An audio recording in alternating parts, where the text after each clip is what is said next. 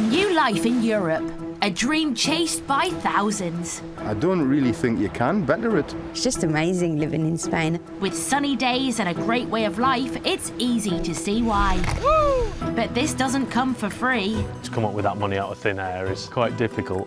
So to fund this life, oh my God, expats are setting sail. He's out, he's gone. And setting up businesses. There's mushrooms growing on the wall. Okay. On this series, we're with the brave Brits. Every day's like this at the minute, it's just non-stop. Run, run, run! Launching paragliding and restaurants in Spain. I think there's a future in this for us. B&Bs and villas in France. Look at that, like a Ferrari toilet. But will it be profitable? There was a lot of happy people here. Or simply painful? I want a piece of Spain, not a piece of Chernobyl. And can the new expats really make their new life in the sun pay? Job well done. I'm so happy. Today, a couple from Scotland moved to a millionaire's playground. Oh, we'll get to know them. Are you coming up for a brew? But their plans soon stall. We think the clutch might have burnt out because the sat-nav sent us the wrong way. Can two restaurateurs in France I think that's hot enough. branch out into a new wedding business? We haven't got enough chairs. And that, we need to go and pick some chairs All up. don't we? cutlery. And that. All glasses. And that. And two adrenaline junkies take a financial risk by becoming holiday hosts. It did wipe us clean, but we knew it was a good move to make. Well, we hope it will be.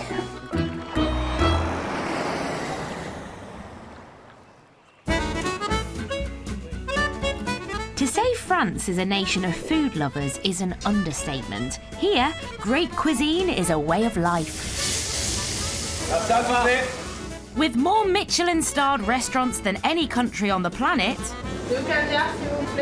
excellent food can be found around every corner. Bon appétit.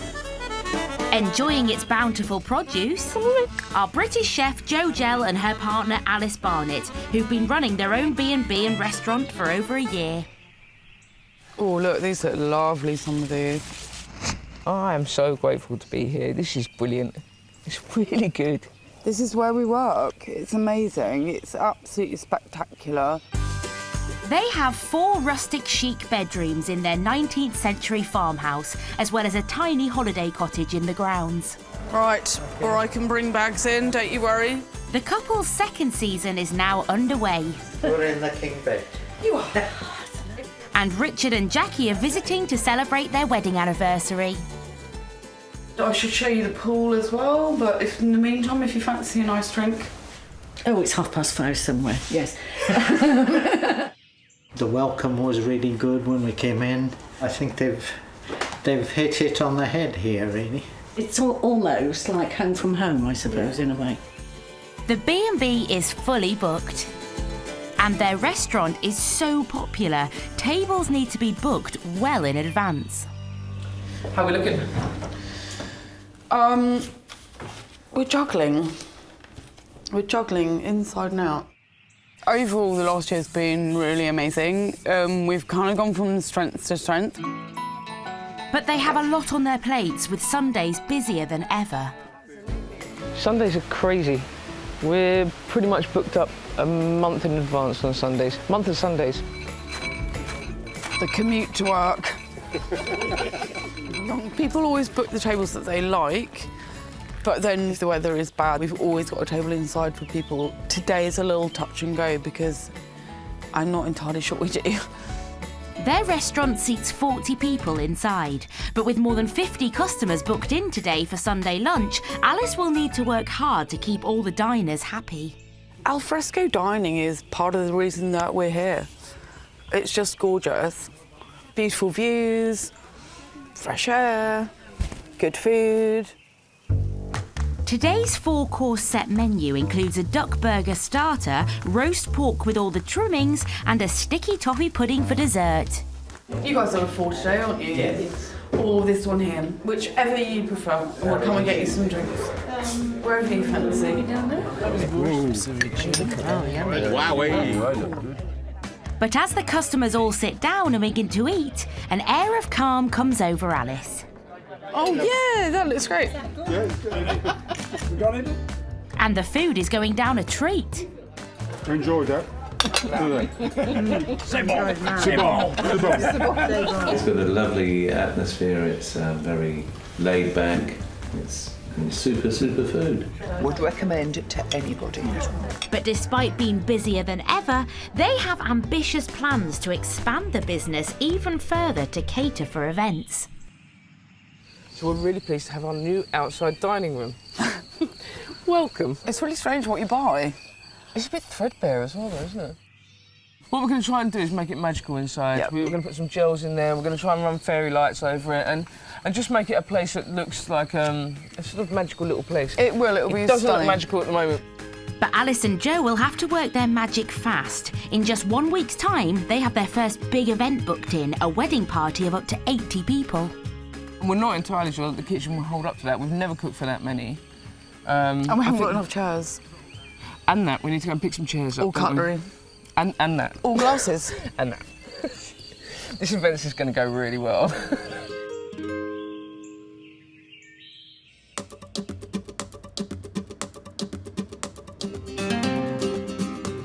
The tiny town of Tarifa is on Spain's southernmost tip. It's where the Mediterranean meets the Atlantic, and for centuries tourists have come to admire its fort built by the Moors and the whitewashed walls of the old town. These days, though, many visitors come for a very different reason: kite surfing.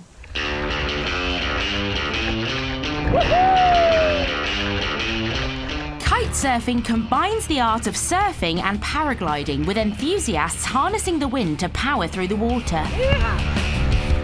The unique wind conditions in Tarifa make it the most popular destination for kite surfers in the world, seeing the population double in the summer. Kevin and Lisa Mitchum think this is an ideal place to raise their 2 young daughters, Bella and Daisy. Do you want to ride the wave on your minion board? I'm just going to swim. Come on then. Daisy is 5 and Isabella is 3.5. We love that they are surrounded by sport and healthy activities outside nearly all of the year. But it's also a very, very safe place to have children. Spain in general, you know, real family-orientated society, you know. Stand up, Daisy. Bend the knees, that's it. And of course they're growing up bilingual, which is just, this day and age, it's such a bonus, especially Spanish and English. I mean, if you can speak those 2 languages, you can go anywhere.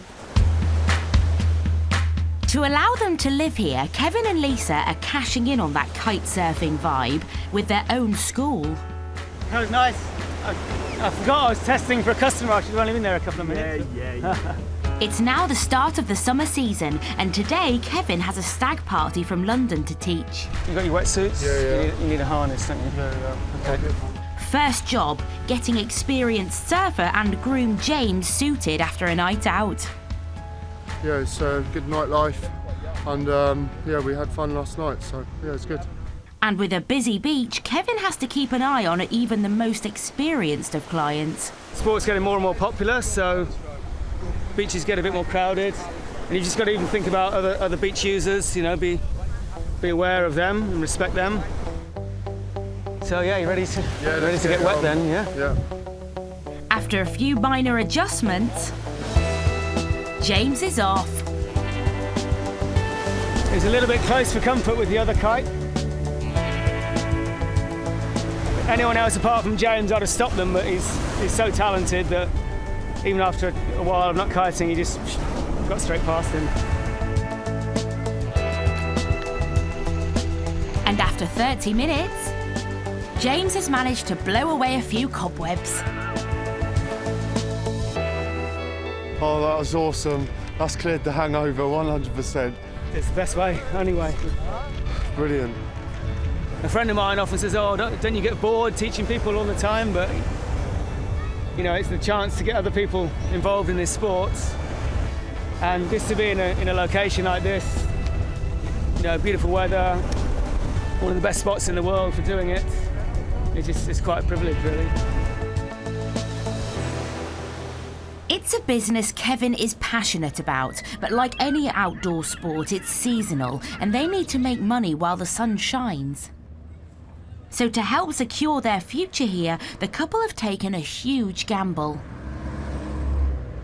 It's actually quite unusual to find a property this size in the centre of the old town. So we were really curious to have a look at it. We got it really quickly, almost before we knew what we were doing. And it's the first time we've ever bought a property before, so it was quite scary and quite nerve-wracking. They've bought this 7-bed townhouse for €270,000, which includes a stunning terrace in the shadow of the local castle. A property like this would be well over double that in the UK. Kevin and Lisa have now invested a further €10,000 to turn it into a self-catering apartment for kite surfers. This was horrible when we first bought it. They had really old units in here that, again, had probably been in here for like 50, 60 years. So we've got the rooms here. This is one of our smaller rooms. We haven't done too much in these rooms. We've just tried to paint them, freshen them up, and then just lots of little details. Because we don't have the money to do it to very high quality, we thought that's why the shabby look might look quite nice. It's just an excuse to use old wood and sand it down and things like that. This house has been transformed from an outdated townhouse to a trendy guest house they hope will pull in guests, but it's come at a cost. Yeah, it was a huge financial commitment, wasn't it? Because it really was. When you buy a property over here, there's 10% stamp duty on whatever you buy, and then putting the deposit down and all of that. It did wipe us clean, yeah, but we knew it was a good move to make. Well, we hope it will be. That's the idea anyway. But Kevin and Lisa will only know if this has been a good move if they manage to get the bookings through the door.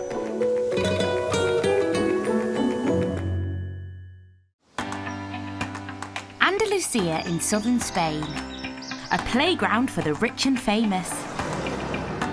There are the beautiful high-class marinas like Puerto Banús and Marbella mooring some of Europe's most expensive yachts.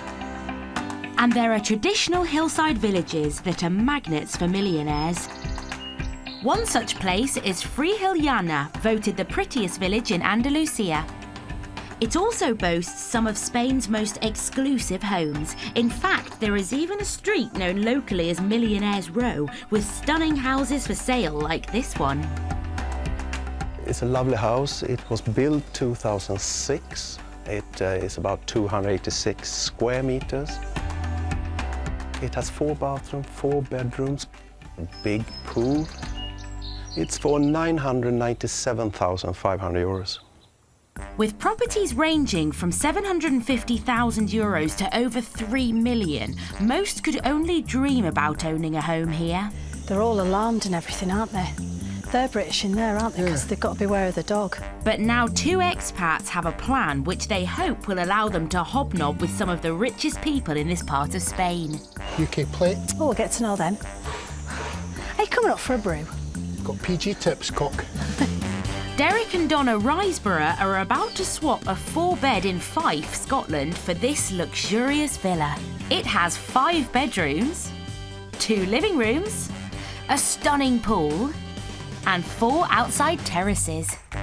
Do you know what I'm looking forward to? What? Every morning, waking up, going to the terrace and pinching myself Yeah, that it's actually real. I know. But Derek and Donna aren't buying this, they're renting it. They'll live on one floor and lease the downstairs to holidaymakers. The villa is actually on the market for €1.4 million. That's way outside our league. But we have got a long-term rent deal with the owners. Over the year, it's €30,000. If we get 75% occupancy rate, we could make €30,000. We have taken the other route, which was pretty clever, everybody thinks. As well as the villa, there are also 3 self-catering cottages or fincas, another income stream Derek and Donna think they could cash in on. People will say, why isn't everybody doing this then? Well, perhaps people haven't thought of it. You know, I don't know. It's now July, and today's the day Derek and Donna are saying goodbye to Britain. It's 10 to 2 already. Yeah. The ferry from Portsmouth to Cherbourg is ready to leave. Feels real now. Yeah, it's real. We've waited 6 months on this. Yeah. It's here. Leaving all our family, and that's hard. Family and friends, but yeah, it's exciting, isn't it? Crazy enough that we might miss the cold weather, the snow, Who knows? the rain. I don't think we'll miss much else, to be fair. Local chip shop. Maybe.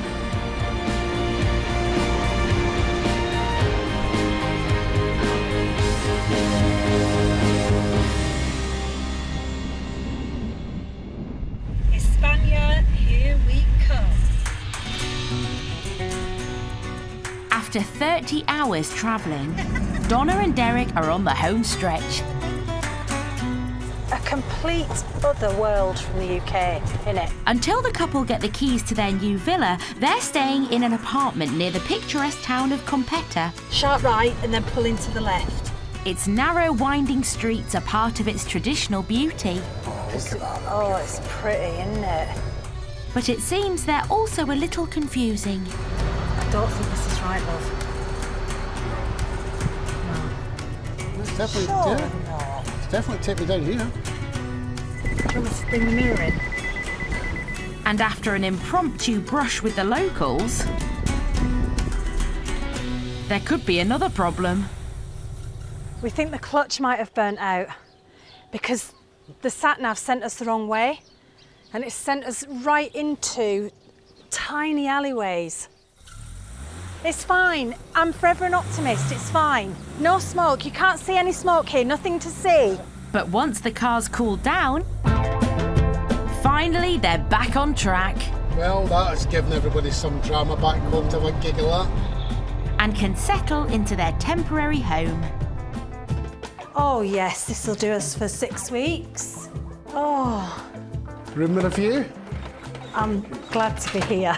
Really glad to be here. It couldn't be any different than Scotland. Our temporary home is a bedroom, nice and clean, good. We have a lounge area, TV freestanders, that's the main thing. Through here must be the bathroom. Yeah, I don't know if that's been used or not. This is totally temporary. It's just a base. The goal is the 6-week end date when we can move into our big villa. Can't wait. Just a few days later though, and there's a huge blow for the couple. Before leaving Scotland, they booked and paid for a removal firm through an agent they found online. But the removal firm never turned up. We've paid them and they can't be contacted. We appointed these through a central company, but they're taking absolutely no responsibility for this at all and are washing the hands of it. So you're going to ring them right now, aren't you?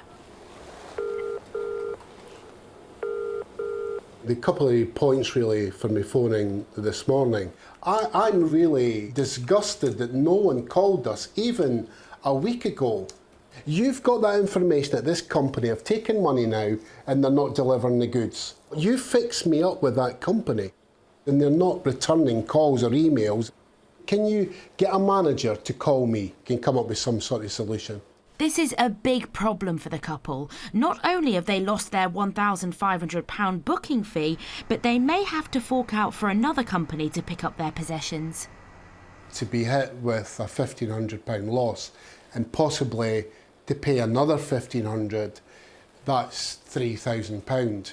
That's quite a bit of our budget taken up this year. During the winter months where we're probably more than likely not going to get any people stay at the villa, £3,000 is a big hit.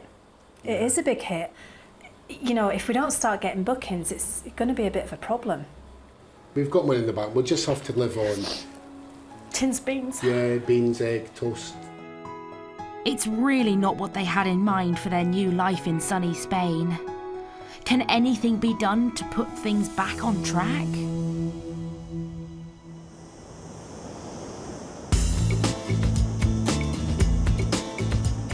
On Spain's southernmost tip, Kevin Mitchum and his wife Lisa are building a life in the sunshine. To diversify from their kite school, which winds down over the winter, they're renting out their newly renovated 7-bed townhouse. The views that you have, you've got the castle right there. I mean, it literally looks like you can touch it. And then if you come to the other side of the terrace, there's the big main, they call it the Alameda, the big main plaza is just here where the palm trees are. Just a great place to sort of sit and watch and be located. It's really central. It's now summer. I thought we'd do a salad. And they have finished renovating the property. There's another one of those. So Kevin and Lisa are throwing a rooftop party for friends and neighbours. Bella, do you want some agua? See? It's a great opportunity to show off their new pad. From here we can just see across the port, and just there, that's Africa. On the other side, that's Morocco. You can pretty much give them a wave. And get some initial feedback. The house is incredible.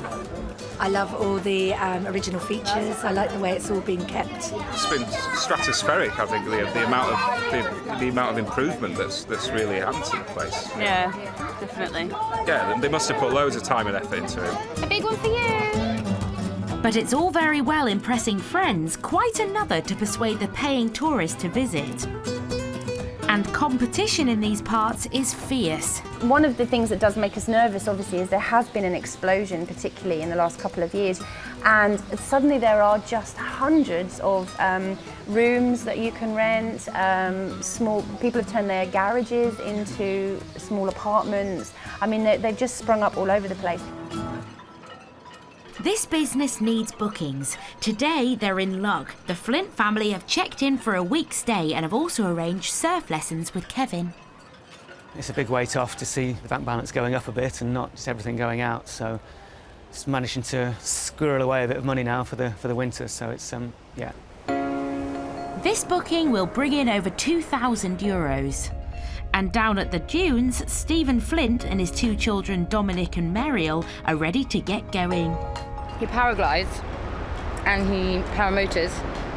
Yeah, this is just another sport that he hadn't perfected, so he was like, right, let's do it. Kite surfing. Next big thing. Kevin is still teaching Stephen how to control the kite in the wind, so he isn't quite ready yet to ride aboard on the water. Certainly it's a great way of spending a holiday. Warm sun, warm seas. Learning something new and exciting. I recently retired, so I'm going to chase dreams, not money. But while Dad's still learning the ropes on the beach, son Dominic appears to be a natural. Oh, look at him go, that's absolutely fantastic. That's what you come for. He's doing really well and he's loving it. He'll sleep well tonight. We've got to go a long way. That way! Next, it's Mariel's turn, and Kevin carefully guides her out. She tries hard to follow in her brother's footsteps, but doesn't do as well today. That was really fun. I think it's quite scary to get enough power in the kite to get you up off your, get you up out of the water. So it felt good to be going for it. By the end of the session, there is no doubt that Kevin's customers are all very satisfied. Fantastic. Awesome. Yeah? Yeah, good all day. got up today, all on the board, yeah? Yeah, it's a good day. Everyone's quite similar and everyone's progressing along the right learning curve. So more of the same tomorrow and we'll get them really up and riding, I think. Tarifa is an awesome town. If you want to learn to kite surf, it's like kite surfing heaven. Yep, High Five's the place to be. It's all happening here. The place to be. It's been a great session. But in this industry, just as quickly as things are on the up, they can come crashing down. This year, Kevin and Lisa have been finding that bookings for the kite surfing lessons are lower than previous years, and the guest house still needs more bookings. We've taken some advice for our website, and advised us to make a few changes on the way we were advertising, and it was from that point that the bookings went right down. Like we were only getting 1 or 2 hits a day on the website, and it turns out that they told us to make this change, and it meant we were only advertising in Cadiz and nowhere else in the world. So only people in Cadiz could see us. So that's definitely affected the bookings for this time of the year. We would have hoped to have been much more busy in June and July. With many customers coming from all over the world, it's vital this business markets itself to a wider audience than just the local area. Kevin and Lisa just hope they can solve the problem and get back on their feet.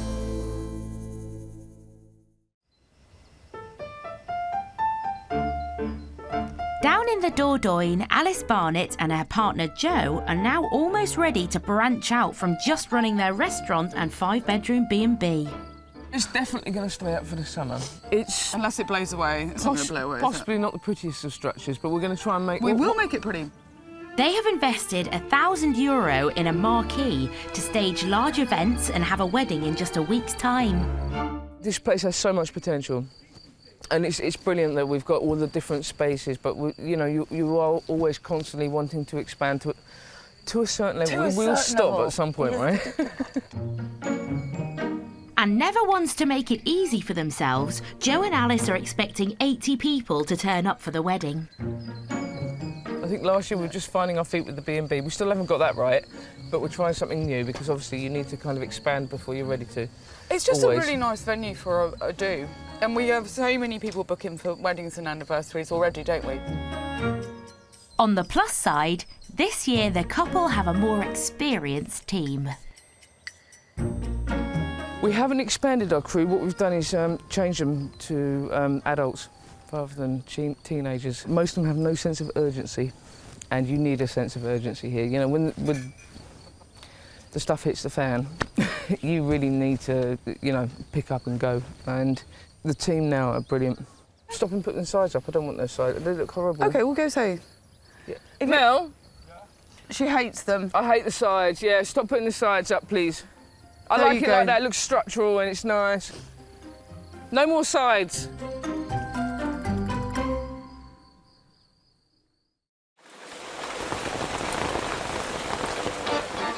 It's the day before the wedding and disaster has struck. Splosh, splosh, splosh, splosh.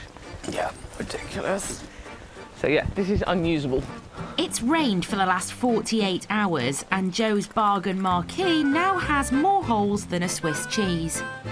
The marquee, we might as well have erected a sieve. It'd be more useful for sort of passing my soups than it would be for keeping the weather out. It rains more in here than it does outside. There's absolutely no way that we can host a wedding in this marquee. It seems like they need another plan. Our plan B is having it in the restaurant. It's now our plan A. That's true.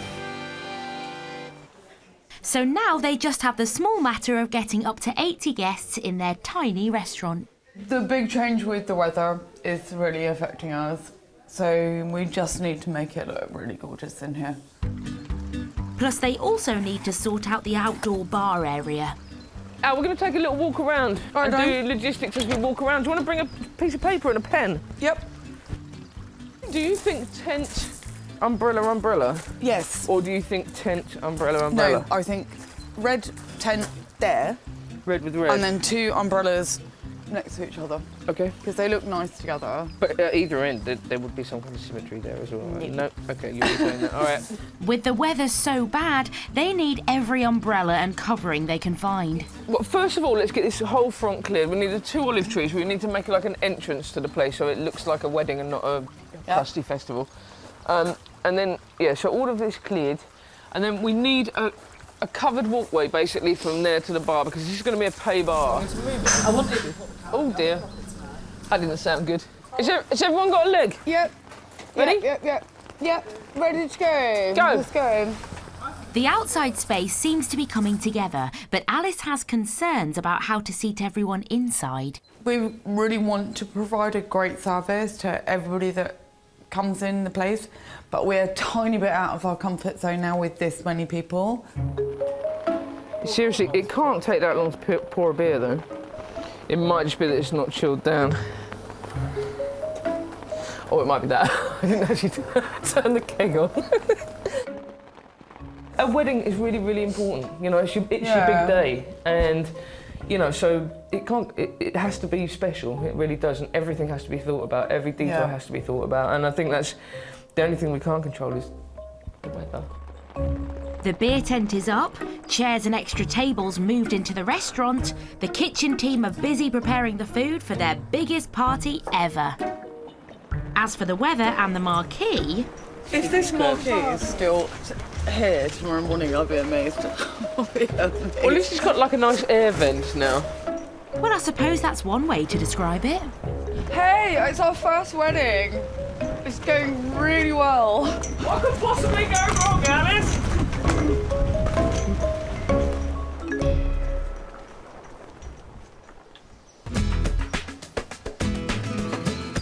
In the Andalusian hills, it's been a sleepless night for expats Derek and Donna. The loose goat that was crying up and down our street at 3 o'clock in the morning. Farmer Giles chasing the goat. I slept through all of that. Oh my God. Look, you maybe dreamt it. No, honestly, I didn't. Honestly, I wasn't seeing things. I saw a young goat. But it's not just the goats that have kept them awake. They've been waiting to hear news about their missing removal van, and thankfully the news is good. The agent they booked through refunded their payment. Them footing the bill for the removals now is just fantastic. Yeah. That would have been a bit of a disaster, really. Yeah, so that was really good of them. Get your eye! With their money back in the bank and moving day edging all the closer, excitement is setting in. On September the 1st, when we get those keys. We've got the champagne on ice already. Yeah. Going to get the keys and I'm going to run, I'm going to jump in that pool. Yeah, me too. And then we get our first guests the day after we get the keys. Following day. So it's going to be quite nerve-wracking, however, it's going to be fabulous. Fantastic. Isn't it? And now the big day has finally arrived. It's moving day! Hip, hip, hooray! With the car packed to the brim with all their stuff, it's now time to say adios to their humble surroundings and hola to a life on Millionaires Row. Done. I'm going to miss 0 from here because, you know, it served its purpose, but we've had enough now. So, all I need to do now is move this furniture back and then go and get the keys. And after a quick stop, they're finally ready to move. Got our keys. We've got our keys, everybody! No, you do it. You do it. You do it. No, you do it. I ain't carrying you over the threshold, by the way. Oh, God, no. You'd break your back. This is it. All the hard work starts now. Yeah. And who could blame them for being so excited? Their new surroundings are a world away from their old life. It just feels so right, so good to be here, and I just can't wait to get started. I keep having to pinch myself, but we're actually living here now, and we need to make this business a bloody good success, so let's get cracking. But with their first guests arriving in a few days, Come on, man! how will Derek and Donna cope with their new roles as high-end holiday hosts?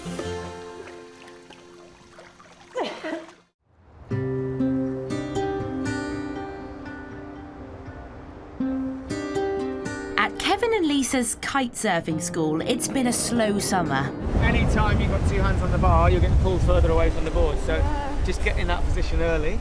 Problems with their website meant the business has only been advertising locally, not globally, so worryingly, the bookings are at an all-time low. It came straight on the back of having to do the whole rewire of the house in the wintertime. So we were down to absolute zero. We were scratching around trying to pay the mortgage for a couple of months. It got a little bit tight, didn't it? It was a bit stressful.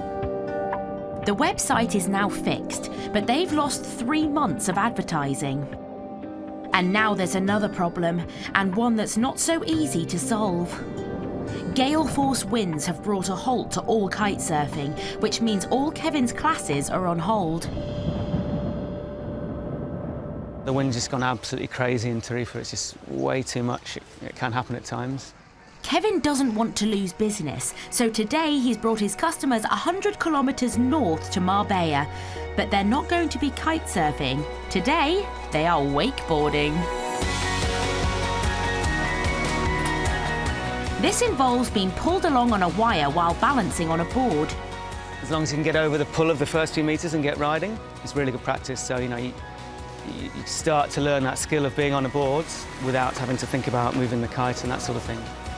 Kevin's students find that wakeboarding is easier said than done, though. And next up is Harmon from the Netherlands, who is a little wary. Harmonator.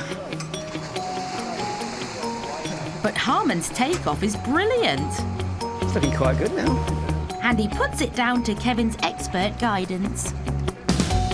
He's a really good teacher. Really calm, really relaxed.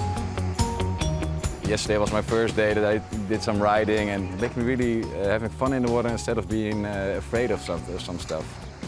The thing is, straight parts went really easy because I could just hold on one hand and relax my shoulder. It's important to be able to not just be on the edge, to be able to move yourself like that on the board. At the end of the session, Kevin decides to have a go himself. Lend your board out to people. You never get your car seat back to the way you like it off someone's really.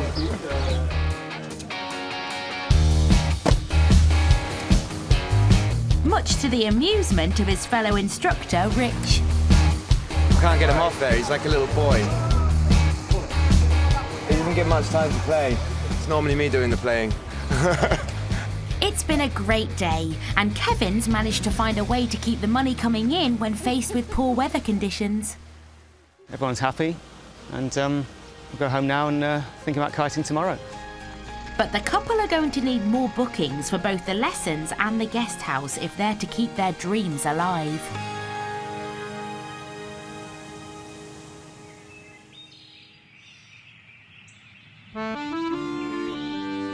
In the tranquil countryside of the North Dordogne, Alice and Joe are having a far from relaxing morning. What? I've got to fix the shower. In the garden room. Oh, is it probably broken?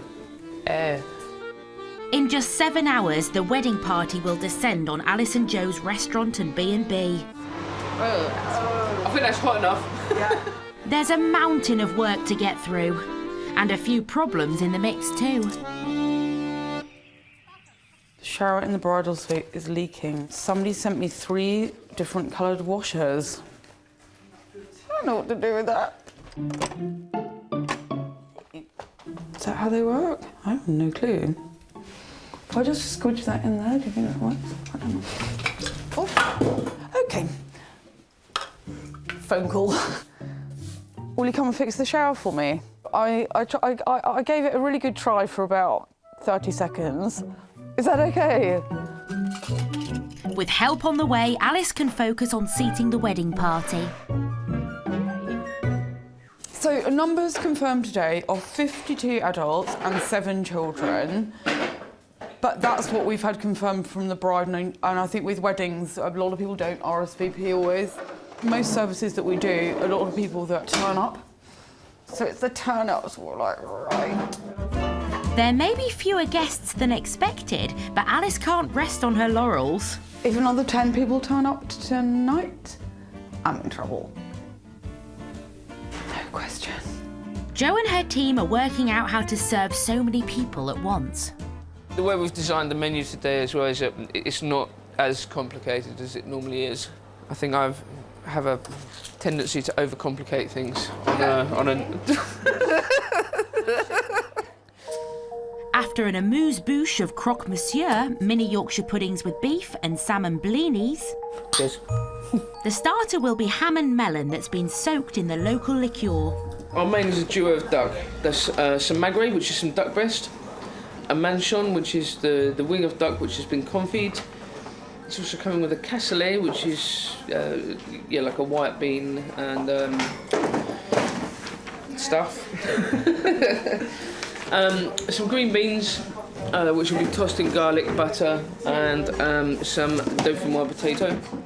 All of that followed by caramel eclairs, lemon tarts and chocolate brownies. Meanwhile, in the bridal suite, handyman Brian has come to the rescue. I know it's not my strong point. So. Right, now let's get a pair of pliers on that just to tighten it up. Right, let's see what's happened. What's wrong with that? Nothing. Nothing is wrong with that, Brian. I'm deeply ashamed that I couldn't actually do that myself. There you are. Just in time for the arrival of the newlyweds. Congratulations! Look at that blooming frock! You look absolutely stunning. And there's good news. With no extra guests turning up, Alice can relax knowing everyone will fit inside. I think we have a party on our hands. Yay! But no, it's gorgeous. Plenty of wine. Really nice atmosphere. And the kitchen team are putting the finishing touches to the grand wedding breakfast. We wanted to go very French. We wanted to go very of the area, if you like. Hence the melon, which is from the Charente, goat's cheese, which is local as well, the duck, which is very of the area. It's been fantastic. We've had a fabulous time. The venue has been magnificent. The food was outstanding. Best of all, obviously, the dessert. It was the best dessert I've ever tasted. Joe and Alice, they would never let you down. They would never, ever let you down. It's been brilliant. Now all 4 courses have been cooked and served to the wedding guests. Jo must turn her attention to the all-important wedding cake with a twist. They don't want to go to anything expensive having a wedding cake made because it's incredibly expensive. The cheesecakes are good. It's like a cheesecake. I've got a blue cheese going in the middle there. And I've got some heart-shaped cheeses. Oh, I've got this heart one to go on the top, but then I've got some more heart ones to go around the edge, in theory. I think I've even made the mice look sophisticated. It's been a tough few days getting this rural retreat ready, but their first big event is a roaring success.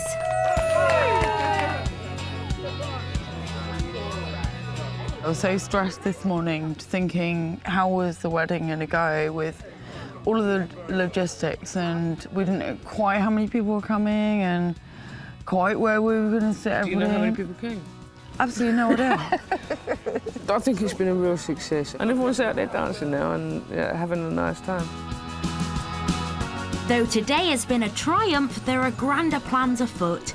Can Jo and Alice keep up the pace and push their fledgling business in this new direction?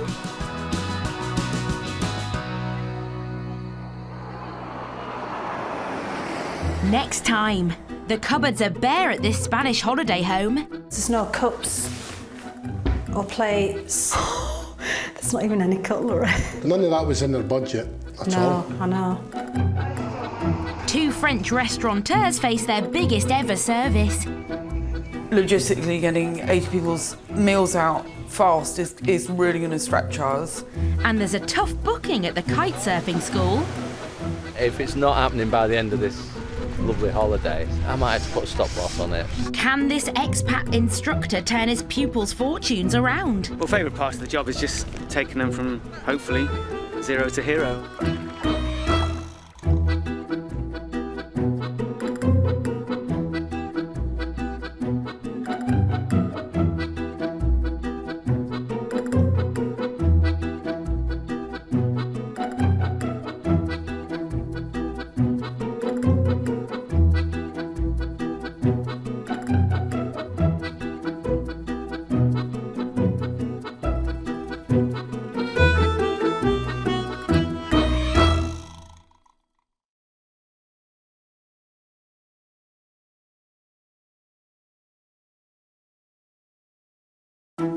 Every year, thousands of Brits leave the UK in search of a dream in Europe. Look at that sunrise now, beautiful. I could almost die and go to heaven, and this is what it would be like. There's sunshine, scenery and a great quality of life. But all this has to be paid for. Yes, we bought our house! So to fund the dream, This is part of our working day now. Brits are jumping in and starting up businesses. There's absolutely no way that we can host a wedding in this marquee. On this brand new series, we follow the enterprising expats. She's like a pregnant Hollywood star. Running B&Bs and boats in Spain. It's another day in the office. Vineyards and villas in France. One day you might be drinking that. But will they make it? Or break it? If we don't start getting bookings, it's going to be a bit of a problem. It's going to be intense. And will these new expats find happiness in the sun? This could be a new life in the sun for us. Today, the cupboards are bare at this Spanish holiday home. There's no cups or plates. There's not even any cutlery. None of that was in their budget at all. No, I know. 2 French restaurateurs face their biggest ever service. Logistically, getting 80 people's meals out fast is really going to stretch us. And there's a tough booking at the kite surfing school. If it's not happening by the end of this lovely holiday, I might have to put a stop-loss on it. Can this expat instructor turn his pupils' fortunes around? Well, favourite part of the job is just taking them from, hopefully, 0 to hero.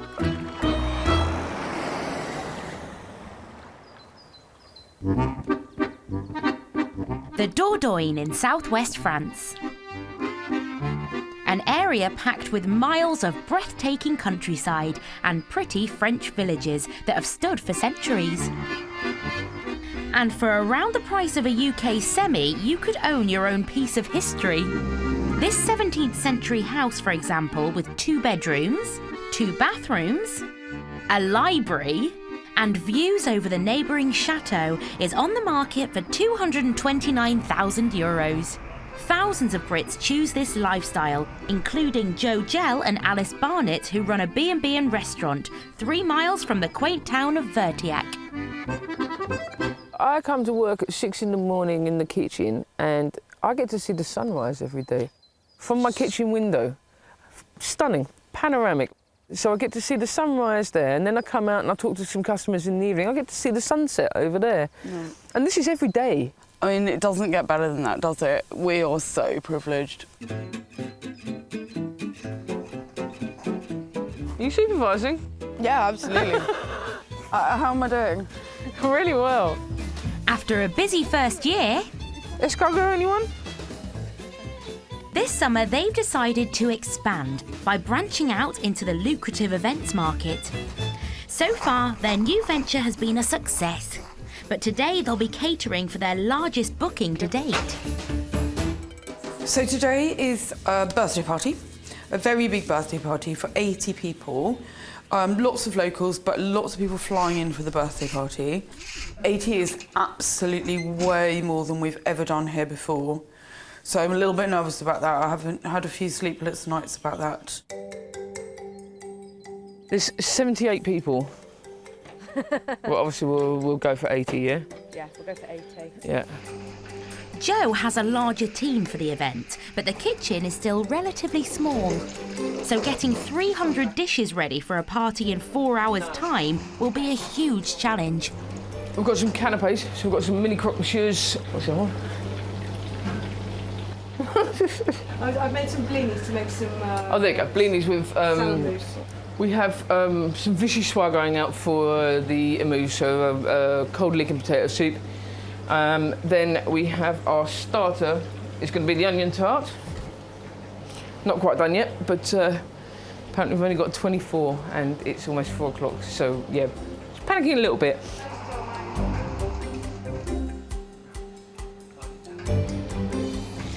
I think with mass catering, you actually need a kind of drive to want to do it. Because it's just not my bag. It really isn't. Whose idea was it to do this?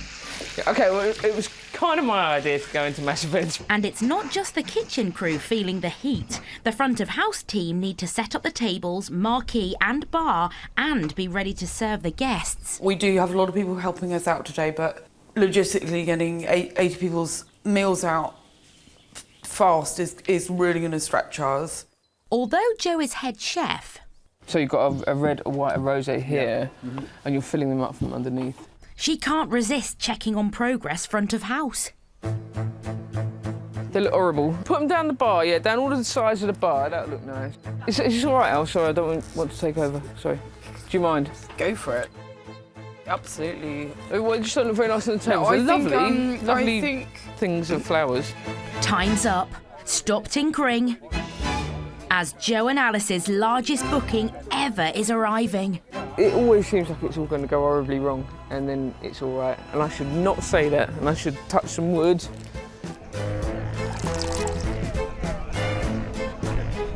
We've got some little croque monsieurs here.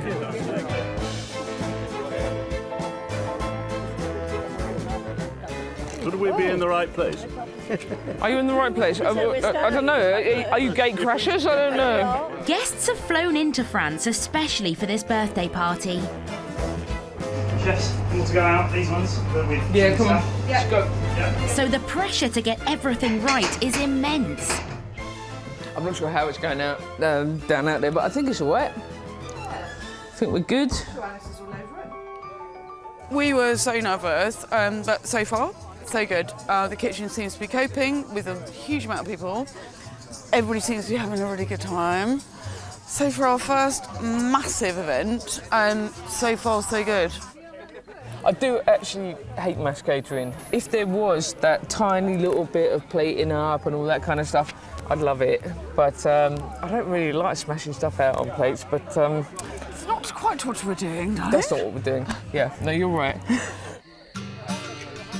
Joe and Alice might have had some pre-party nerves, but the whole event has gone down a storm with the guests.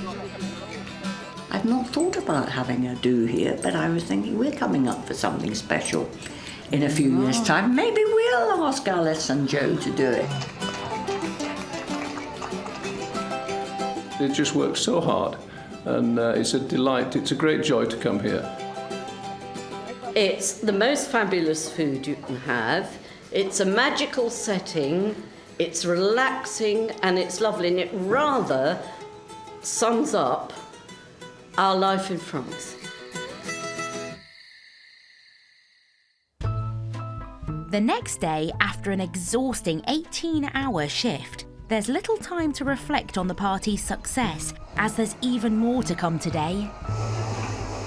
Joe decided to take 2 party bookings on the same day. Fine. What could possibly go wrong? 2 different parties on the same day. 1 toilet. Ooh. I didn't think about that.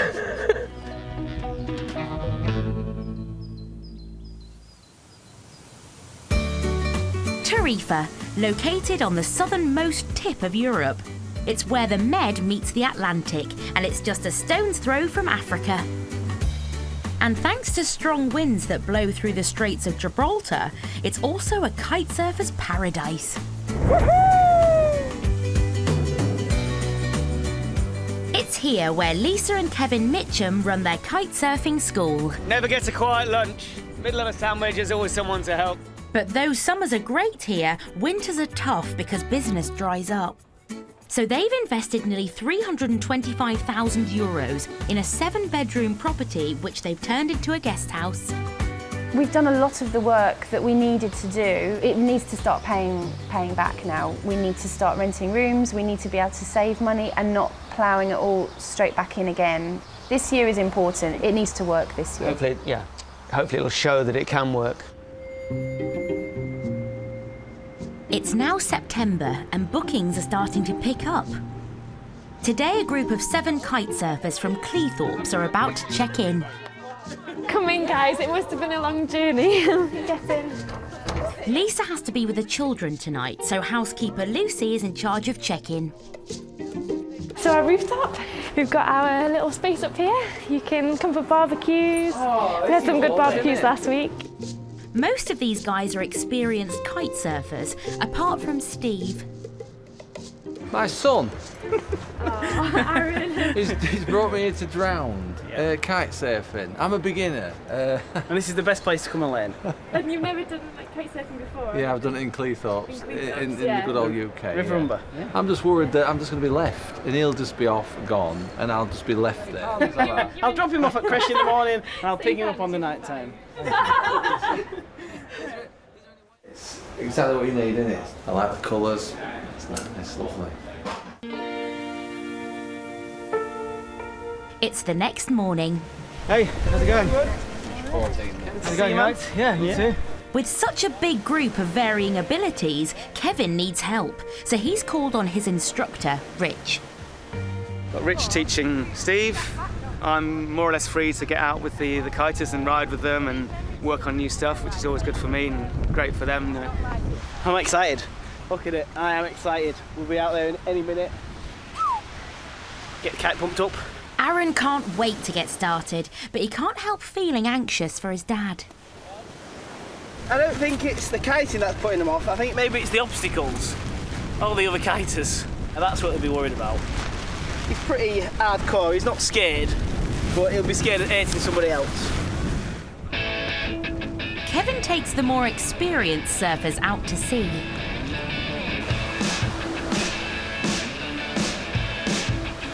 Leaving Steve... This is power, this is making power, look. With the bar. In Rich's expert hands. We can make power, okay? He's had lessons, he knows how to fly a kite, but Steve was just saying to me, a busy day in the UK, it's like 5 or 6 guys on his beach. This is a quiet day in Tarifa. So it's like, he's a bit of a fish out of water, so he needs those extra details and he needs that extra help to learn how to handle himself. While Kevin and the other surfers are enjoying all Tarifa has to offer, it's an increasingly frustrating morning for beach-bound Steve. Are we talking mostly you should be flying with one hand? Absolutely one-handed. And is there a time that you put your hand in that position over there at all? Here? Yeah. Definitely. Closer to the centre of the bar we are, the more movement we have either way. Look at the kite. For Kevin, sending home satisfied surfers is a must in this business. I went to Morocco. It's amazing. But he knows this is a difficult sport to master. You know, there's a lot of things that you have to combine, you know, the flying of the kites, the board skills, the sort of knowledge of the wind and how it's going to help you. Well, favourite part of the job is just seeing the culmination of people training over the week and, you know, taking them from, hopefully, 0 to hero. If it's not happening by the end of this lovely holiday, I might have to put a stop-loss on it and go back to freezing horrible cold skiing. Have you paid yet? As the group pack up, everybody is keeping their fingers crossed that Steve will rise to the challenge by the end of his holiday. But he hasn't got long, so will it be sink or swim?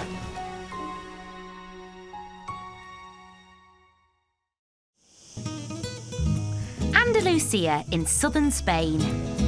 It's one of the most popular areas in the country for Brits to relocate to, drawn by the sunshine and laid-back lifestyle. A move here needn't cost the earth.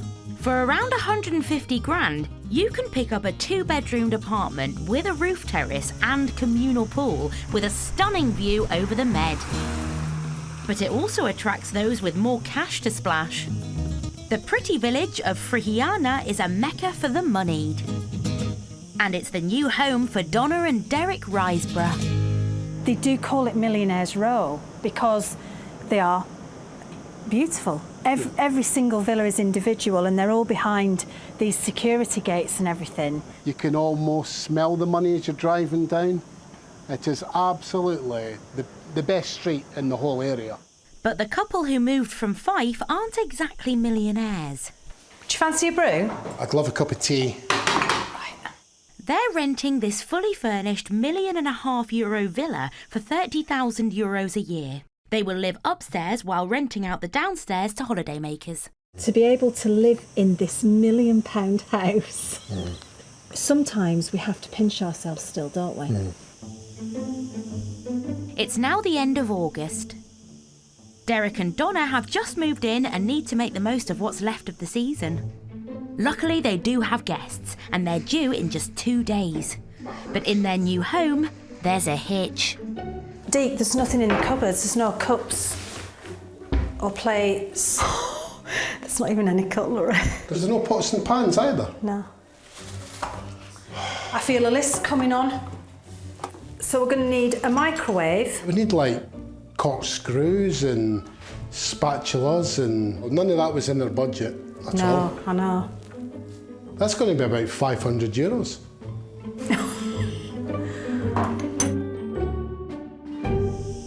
Finances are tight for Donna and Derek, and this is an affluent part of town, so bargains could be hard to come by. I'll grab a trolley. €6? I'm not paying €6 for a blooming egg slice. Colander, €7.50. Yeah. Stop showing me expensive things. We're not buying them. You're wasting time. I'm just not prepared to pay that. Time to move on and find a cheaper shop. Trolley each. Yeah. €2? They're all right, aren't they? Bargain. Ka-ching. That's about 30 cents a glass. €2. You can't beat it. Look, €2. How much is that? $3.95. $1.95. $1.95. Kitchen knife, 40 cents. That's about 25p. Bingo. Kettle, toaster, Potato peeler. cutlery, crockery, chopping board I've got. God, Deke, I'm loving the prices in here.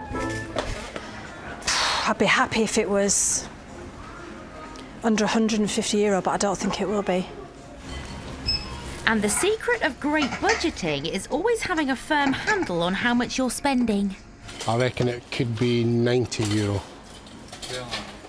to 100. Yeah, we're about thereabouts. OK, that particular skill might need a little honing. Ouch.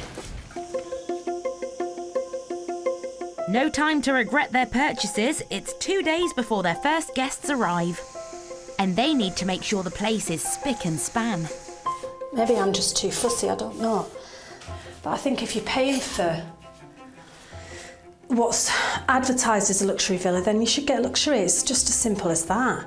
And if it means me scrubbing the end of a shower tray, then so what? But with 3 ensuite bedrooms, 2 living areas and a pool to meticulously clean... Yeah, that's quite nice, actually. I'll leave it like that. Stop fussing, Donna. Donna and Derek have their work cut out. And the big clean continues well into the next day. With 3 hours to go before the guests arrive, there's still 3 outside areas to tidy up. And cots to construct. According to this, you just push this up. With time slipping away, last-minute nerves are creeping in. I'm apprehensive about it. I know Deke is because he's very, very quiet today. So I know he's a bit nervous. But Derek has more pressing matters on his hands. When in doubt, read the instructions. But eventually, with minutes to spare, cot construction is complete. Done it. I'd want to stay in here myself. It's looking good. And in the nick of time. Hello! We're here, Deke. Let's hope their first ever guests are impressed. Hola! Hola, good, Roberto. yeah. Hiya, nice Spanish way. How'd you get 2?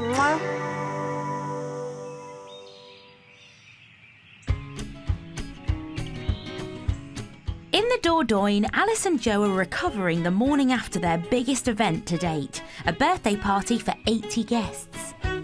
When you say yesterday, it's like today and the next day and the day after.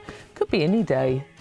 Any day that ends with the word day. Those are the tiring ones. It was a really, really long day, wasn't it? I think it's more that you wake Which up... day?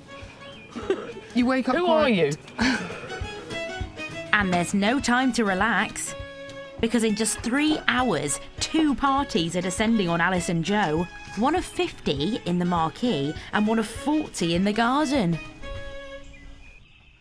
When we were initially approached for both parties, the hog roast was going to be about 25 people, I think, and another person that we know booked in for lunch for about 25 people as well. Once people have booked in, when they say, can I up the numbers to 40, you can't say no. So now, instead of 50 people, we've now got 90. Today's guest numbers will push them to capacity. That's breakfast. Tiny bit of baguette. But Joe's raised the bar even further. Why cook one menu when you can cook two? Especially when you have a tiny rural kitchen. So, I have one sort of traditional Sunday roast here today, which is a huge birthday party. I haven't had exact confirmed numbers. Then I have a hog roast, which is round by the pool. If it all goes terribly wrong, it's my fault. Yep, you're sleeping in the shed. There have been moments when we thought, have we overstretched? Are we doing too much? Have we taken too much on board? Can we actually provide the level of service that we like providing? I think today will be a real test. How much sleep have you had, Liv? You probably had a load. Yeah, Liv's in charge. But despite her sleep deprivation, Jo has a plan in place to cope with the double booking. We've got 2 teams running today, and it's like we should be supporting each other, but actually, hopefully my team wins. And not my team. Me and Ange. We're team 1. We're going to win. The hog roast for party 1 has been cooking all morning, and the second group has ordered a roast dinner with all the trimmings. Oh, they're laughing in there. Why aren't we laughing here? I want to join that team, they're laughing. And as the guests arrive and the drinks are served, Alice has her first issue to sort out with Jo. Simon and Cecil don't eat fish. They want a vegetarian starter if we possibly do it. Simple fix. Just go out there and nick some stuff from the buffet. There's loads of salads and stuff like that. Sneak some veggie food from the other party. And now, to top it all off, some B&B guests have just arrived early. I knew that the guys were going to check in today, but I actually thought they were eating with us tonight. But they really quite like lunch. Okay, let's do 102 people, why don't we? Peter and Karen are touring through France and Spain on their scooter and have been looking forward to their 2-night stay at La Lunaire. Oh, wow, that's nice for them. Yeah, really nice. It's really nice to have a couple of days to unpack, enjoy the scenery and just relax in the sunshine. It's everything we wanted on rustic France, basically. Our 2 new people have had a little bit of a wait. They're really lovely people, and they all say they had a very early check-in, because normally people don't check in till 2. Yeah. So they're very happy, they like the room. You're on Vespa scooters? You're on one Vespa scooter? We're loaded up. Seriously? Thankfully, Peter and Karen are happy to eat the same food as the partygoers. Really good, Jo, thank you. Yeah, they rushed off their feet, but you'd never really know it. You know, they've always got plenty of time to come and talk to you and welcome you here. Despite the extra orders, cramped kitchen and unexpected vegetarians, Jo and Alice seem to be pulling it off. You wouldn't know there was another party going on round the corner. And just well, you can hear the laughter and everyone's had such a fantastic time. The pork was absolutely fantastic. The crackling was great. And we've got some extra as well. It's a group hug. Cheers. It's been the longest of weekends. After 3 events catering for around 200 people, the team are exhausted. I think we reached a moment where we possibly bit off more than we can chew, but we did it. We did it. We did it. All of it seemed to go very well. I don't know if I want to do another one. But with the core B&B business and a busy restaurant to manage alongside these large-scale events, Can I go to bed now? can Jo and Alice keep up the momentum with 3 months of the summer season ahead?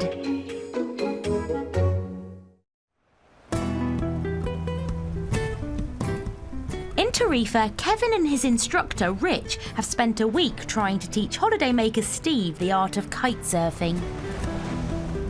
It's our last day. We won't be surfing tomorrow, going home tomorrow. And today is the repetition of the practice of all the things I've learned put all together.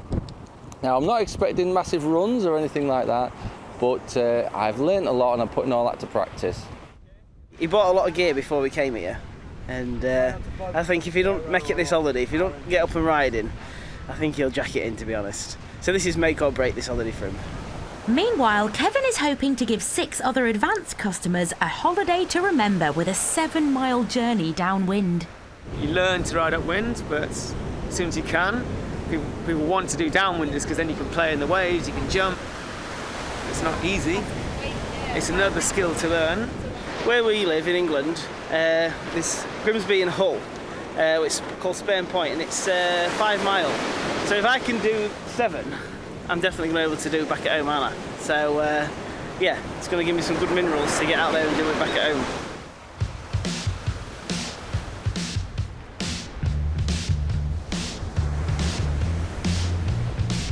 As the advanced kiters disappear into the distance, Steve gets some last-minute tips from a clean-shaven Rich. Steady kite. Get the board on. Low and go. Yeah. Ready? I am. If Steve can get onto the board and ride for just a few seconds, it will be a huge achievement and make his holiday complete. Without any exaggeration whatsoever, it's probably the hardest thing I've ever done in my life. So many things to remember. And then you've got the waves, and then you're sinking back and you're getting salt water in your mouth and up your nose and in your sinus, and you're fighting everything. It's just all a matter of time. He will go up and he will ride when he's ready. And while others make it look like child's play,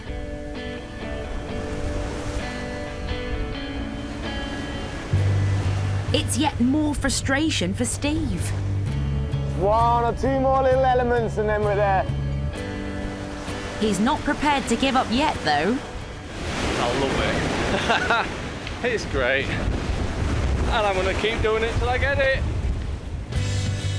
After 3 hours in the water... Come on, you're so close. Steve's perseverance finally pays off. He's up, he's up, he's up! He should be proud of himself. Just satisfied, you know, it's like a nice end to the week. It's coming together. I'm on my own now. I can actually be safe with a kite on my own, and I can just practice and practice and practice up and down beautiful Cleethorpes Beach. At the other end of the beach, Steve's son Aaron has also had a thrilling day. Best trip I've ever had. Absolutely amazing. Really is. Exhilarating.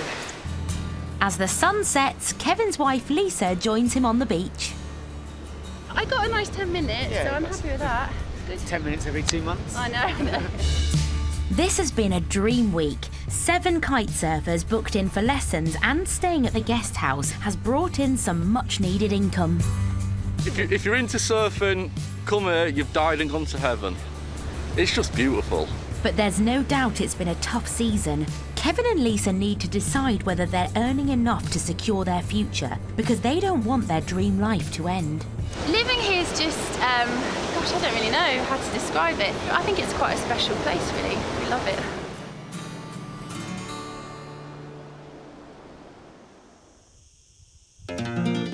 On Millionaires Row in Frigiana, Spain's newest holiday hosts, Donna and Derek, Right, should we take the luggage in? are welcoming the first ever guests to their luxury villa. Come on in. Martin, Jackie and their son Connor from Cumbria have booked a last-minute week-long break. Donna can't wait to see what they think. Hiya! Come on then, let's go and see your room. I think Connor should. Come on then, Connor, let's go. Come on, Connor, let's go. This way? No? Oh, he's going that way.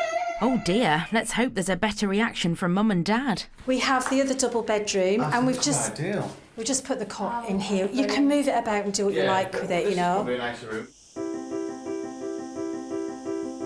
So this pool is exclusively for you guys. We don't use it while you're here. Look at that. It's a 10 by 5 metre pool. There is a deep end, so be careful. Oh, it's lovely. Really nice. Yeah, it's perfect because Connor will be able to just run around inside. Won't you? Just let me know if you need anything, okay? Brilliant, thanks, Donna. But listen, most of all, have a great holiday here. We'll try our best. Okay? Yeah. It's the law. Is it? After all their hard work, it seems Derek and Donna's new life is off to a great start. Our business is up and running now. It's real. I'll tell you what, people going back and telling their friends, yeah, you'll start to get bookings.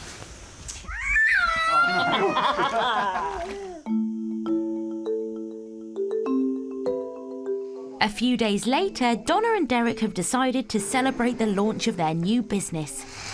They've invited their friends Mike and Debbie and their new guests to a barbecue by the pool. And there's plenty of food to go round. These are spring onions. They're like them clackers you used to get. Do you remember them, Deb? Them clackers. They're like them, aren't they?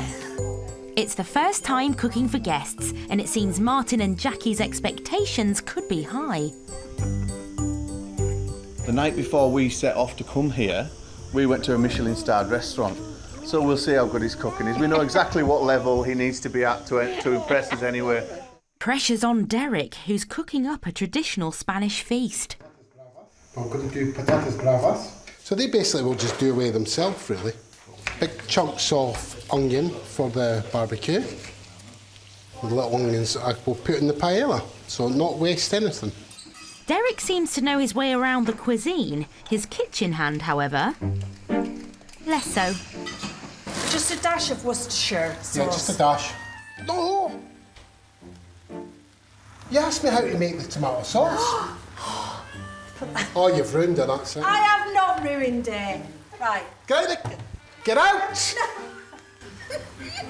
Right, Worcestershire sauce. You've even put that in it. Hang on. It's not a disaster. What's wrong with that?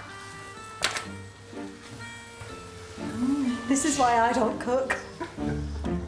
The food cost Derek and Donna €90, but is at a discounted rate to their guests tonight. In the future, however, it's a service they could charge more for.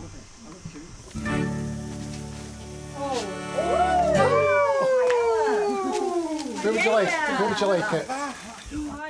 We've had a lovely week. They've been really, really good hosts. They've accommodated us every possible way they possibly can. Even cooking for us this evening was great. Can't believe we're their first guests and haven't done this before because they're just like pros. I'd like to make a toast to our first guests.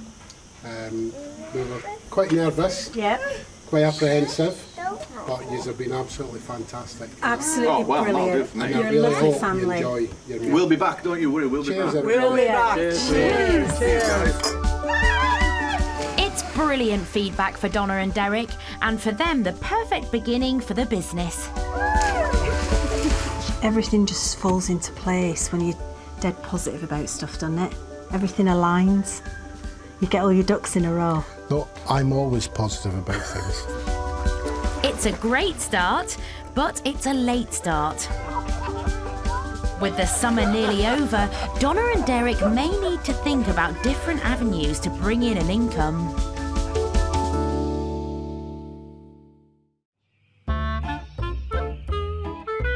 At Alice and Joe's restaurant and B&B in the peaceful French countryside, it's several weeks since they hosted 2 parties on the same day.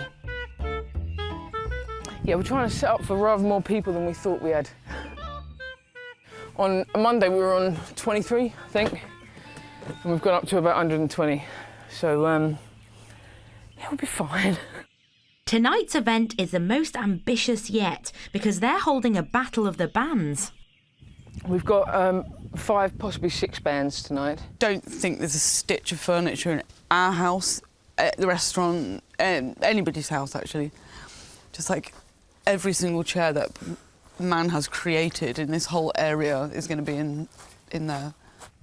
Yeah, we've never done it before, so it's always something new, isn't there, Jodie? Every day's a new day. Should we do a big, sort of long, I'm not going to say cramped, but if we can do another 45 down here, is that all of our trestles, sir? Yes. Oh. So we're going to have to make some tables. Okay. But it seems Alice isn't quite as convinced with Joe's ambitious plan. It's completely out of my normal comfort zone, that's for sure. So you're going to go your way, aren't you, Jodie? I just prefer running our little restaurant and our little B&B. This could be a lucrative event. Tickets are priced at €25 per head, plus there is also a cash bar. It'll be a great atmosphere, it'll be really good fun. Do I sound like I mean it? I mean it. But satisfying over 100 customers at their own mini music festival isn't the only focus for Alice today. 4 hours before the Battle of the Bands is due to start, the latest B&B guests have arrived. Liz and Jeanette from Glasgow and their dog Mocha are here for 4 days. Oh, we'll get to know each other, you're gorgeous. I'm Liz. Hello. Really nice to meet you. Welcome. Thank you. Yeah, brilliant. This is gorgeous. Oh, brilliant. And obviously this is the bathroom. It's lovely. Oh, perfect. Beautiful, cool, fantastic view. Mocha likes it, so what more do we want? But how do these guests feel about having their peace disturbed with tonight's event? We're delighted to discover that there was a big music thing coming on tonight and a fantastic way of arriving. So, yeah, really looking forward to it. But while the guests are sorted, another problem hits Joe and Alice. It's a couple of hours. I've just put something on social media to try and get any more bands because we've just had 2 bands cancel. One band only just got together and then they fell out within 1 week, so that was good. And yeah, the other one just changed their minds. But it's quite nice when they do it 2 hours before. So we're a little worried now. But Chantal said that she'll do a number if we get really low on people. Even though they've now found another band, Joe's still feeling nervous. We've one more stepped in, I think. So we're, I think, up to 5. Originally we had 6. But yeah, I'm just a bit worried about how that's going to be. Have Joe's ambitions taken them too far out of their comfort zone?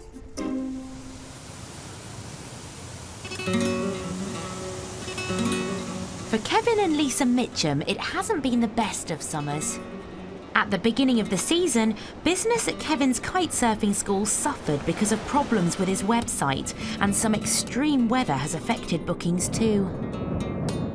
It's been the worst summer wind-wise that Tarifa's had, like, ever, I think. Even the locals are really in shock by how much strong wind there was. It reaches a point where it's just unkiteable.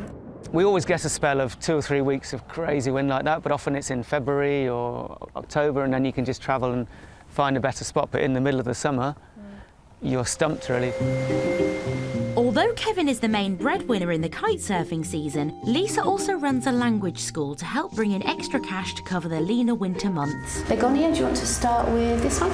She can remind us. Remind? No. What's Remember. Good, well done. But this year, things haven't been going well. We just need to practice maybe doing it a little bit quicker. So we had 2 or 3 weeks where it was really quite stressful. We were thinking, well, you know, we're going to have to ask for a loan from the bank or maybe like ask family or something again, which we don't really want to do. With some uncertainty in Tarifa, Kevin needs a plan to secure their future. And now he thinks he has one. It's a plan that's taken him almost 6,000 miles south to Kenya. This is Diani Beach on the Indian Ocean, 35 kilometres south of Mombasa. With crystal clear waters, the unspoilt beach is hugged by lush gardens and exotic trees. But it's the strong winds and deep lagoons that make this part of Africa a kite surfer's dream. My first impressions, it's paradise. I'm hoping to put a holiday package together for my customers. I'm over here to learn about the destination itself as a kite surfing spot, what potential there is, but also as well, of course, how easy it is to travel here, what options we have in terms of accommodation, just what the general vibe is around here, you know. Just to get over here just for a few days and see another part of the world and potentially have this new arm to the business, it's unbelievable. Unlike Tarifa, winter is the best time to kite surf here, so Kevin is checking if this could be a viable business option for his quieter months. Hey! Hey! Jamie, how's it going, mate? Local kite surfing instructor Jamie has been friends with Kevin for over 10 years, and he's going to show him round. This is the base. This is where we are. Wow. Kevin, meet Francesca. Hi, Kevin. My wife and Welcoming co-director of Quest Kiteboarding. Mrs. Hockley. Yes. Yeah. Jamie's kite surfing school is purpose-built and is in the grounds of a top-class hotel right on Diani Beach. Built it all yourself? But, not ourselves, but we built, the design was ours, and they built it for us. Yeah. Just through here we have our storeroom, right. all our equipment that we use. So you can see predominantly we're based as a kite school, teaching various types of kite surfing. It's cost Kevin almost €1,000 for this trip. He needs to find out as much as he can about its kite surfing potential. We have this reef that stretches pretty much from Somalia all the way down the East African coastline. So we've not got super high and super low. We've got this average tide going on, which makes it perfect for kite surfing. Though this is not the best season for surfing in Kenya, Kevin still wants to try the waves. It's pretty light, you know, as we expected, but we're going to get out a couple of big boards and see if I can get going. It's going to be touch and go. I'll probably just fall on my face or something because it's so light.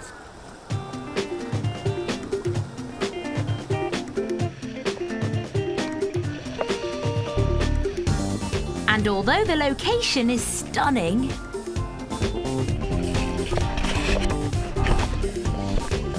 without the wind, it's not the most exhilarating of rides. It's good to get in the water, feel it. It's really warm, but I knew nothing much was going to happen. While the surfing's a disappointment, Jamie has another treat up his sleeve. All right, my love? Watching the sun go down at one of the area's most stunning beaches.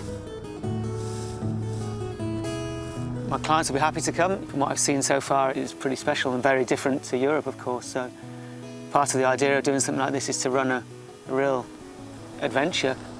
So the setting's a hit, but Kevin still would love to experience the full-on kite surfing. It would be lovely to get out on the water, just kiting board shorts, you know, beautiful hot water, which we don't get at home. So if that happens tomorrow, there's a slight chance it's going to be stronger, it'd be fantastic. If the wind doesn't pick up tomorrow, then his 12,000-mile round trip could be a big disappointment.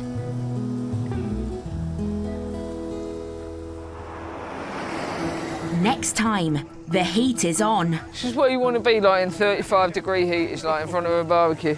As Joe and Alice attempt another massive event. This is the last time we'll cater for 80 to 100 people over the summer. I think for our sanity, it needs to be. Will Kevin's Kenyan trip How's it looking? It's looking a little bit better than yesterday. end on a high? With a few more knots, we might try and just get you on the water a bit earlier.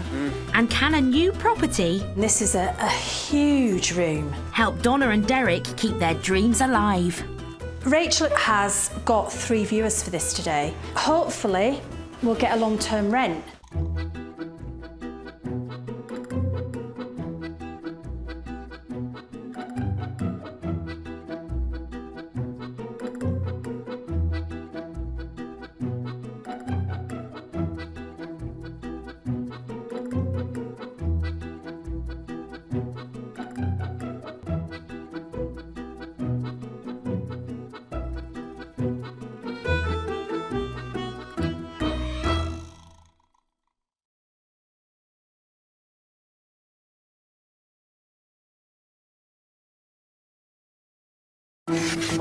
A new life in Europe. A dream chased by thousands. I don't really think you can better it. It's just amazing living in Spain. With sunny days and a great way of life, it's easy to see why. Woo! But this doesn't come for free. To come up with that money out of thin air is quite difficult. So to fund this life, Oh my God. expats are setting sail. He's out. He's gone. And setting up businesses. There's mushrooms growing on the wall. Okay. On this series, we follow these enterprising expats. Every day's like this at the minute, it's just non-stop. Run, run, run. Launching paragliding and restaurants in Spain. I think there's a future in this for us. B&Bs and villas in France. Look at that, like a Ferrari toilet. But will it be profitable? There was a lot of happy people here. Or simply painful? I want a piece of Spain, not a piece of Chernobyl. And can the new expats really make their new life in the sun pay? Job well done. I'm so happy. Today, the heat is on. This is what you want to be like in 35-degree heat. It's like in front of a barbecue. As two restaurateurs attempt another massive event. This is the last time we'll cater for 80 to 100 people over the summer. I think for our sanity, it needs to be. Will this kite surfer's Kenyan trip How's it looking? It's looking a little bit better than yesterday. end on a high? With a few more knots, we might try and just get you on the water a bit earlier. And will a new property, This is a huge room. help these holiday hosts keep their dreams alive? Rachel has got 3 viewers for this today. Hopefully, we'll get a long-term rent.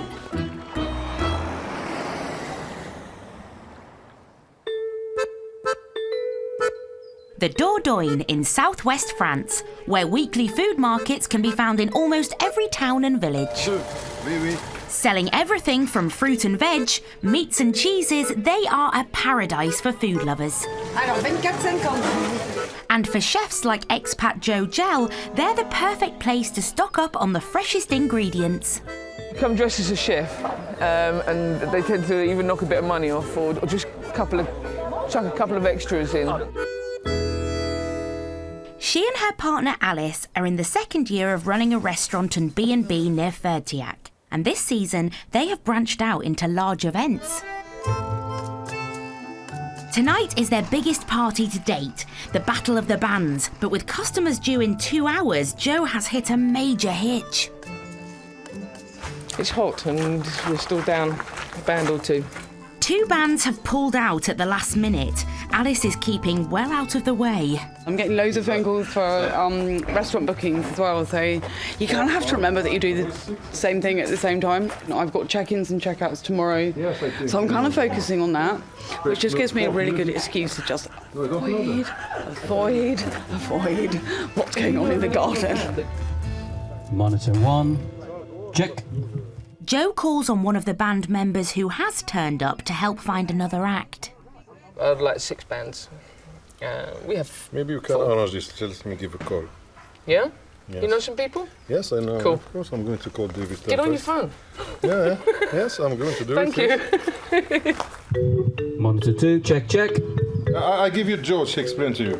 Are you and anyone else available to come down and have a play, basically? Yeah. That's right. It's not starting till 9 o'clock. It would be fantastic if you can. I mean, we were down to 3 and we're back up to 5.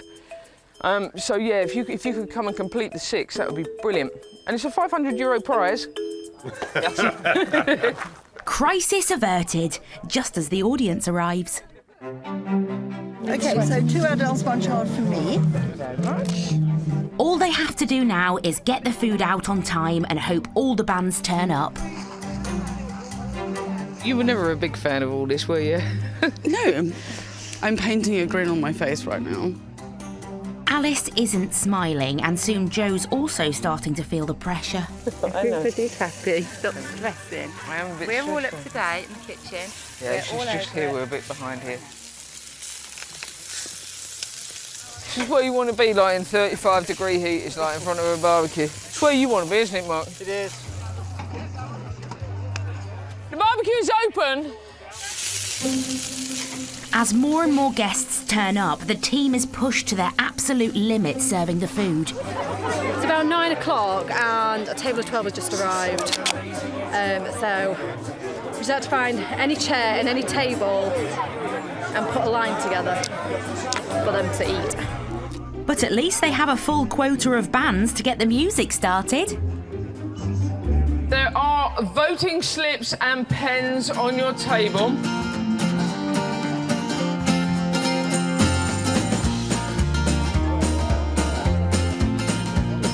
Tonight was wonderful, but the actual haute cuisine definitely kicks it up a notch. But with the addition of the music, it definitely kicks it into an extra game.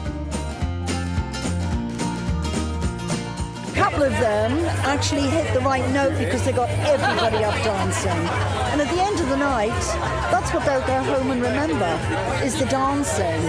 So yeah, it was good, really good. We heard of this and it's been lovely. We've had some great food, great views. It's been beautiful. The final band has played and all the votes have been counted. It's time for the sponsor, local estate agent Joanna Leggett, to announce the winner. It is exciting, I'm so excited. So we're doing no particular order. Okay. Third, second. There is a particular order though, right? Oh yeah, there is a particular order. We should do second and When third. you say we start with third, it's a particular order. 500 euro prize goes to... Are you ready for this? Enzo! Oh, the big old winner! Yeah, thank you to all the people who voted for me. Alice and Joe have pulled off another successful event.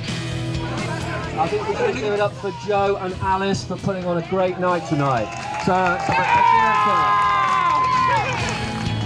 But now they need to weigh up whether hosting large parties are worth the hours of hard work. So we're going to have a big old chat about whether this works or not for next year. I think it's, I mean, for me, I love this, and I think it's a big old conversation to have. But not right now because I'm really tired.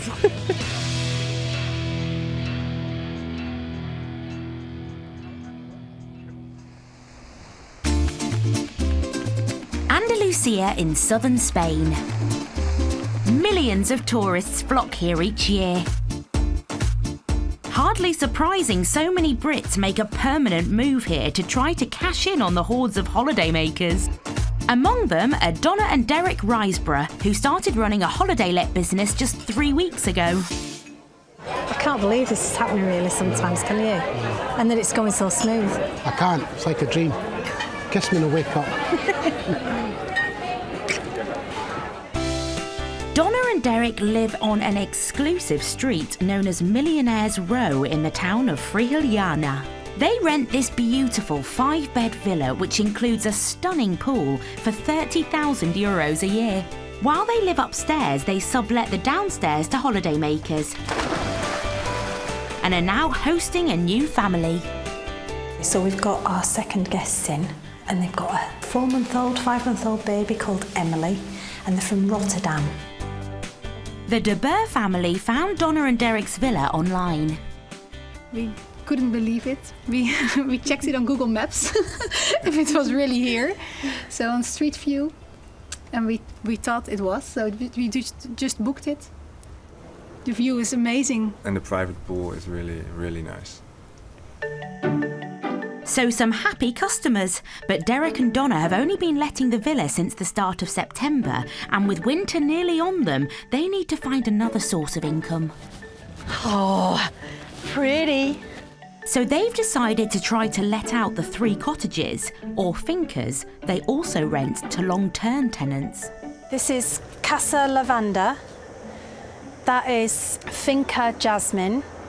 And the third one, but that one's called Cortico Rosa. We made up them names, it's good, isn't it?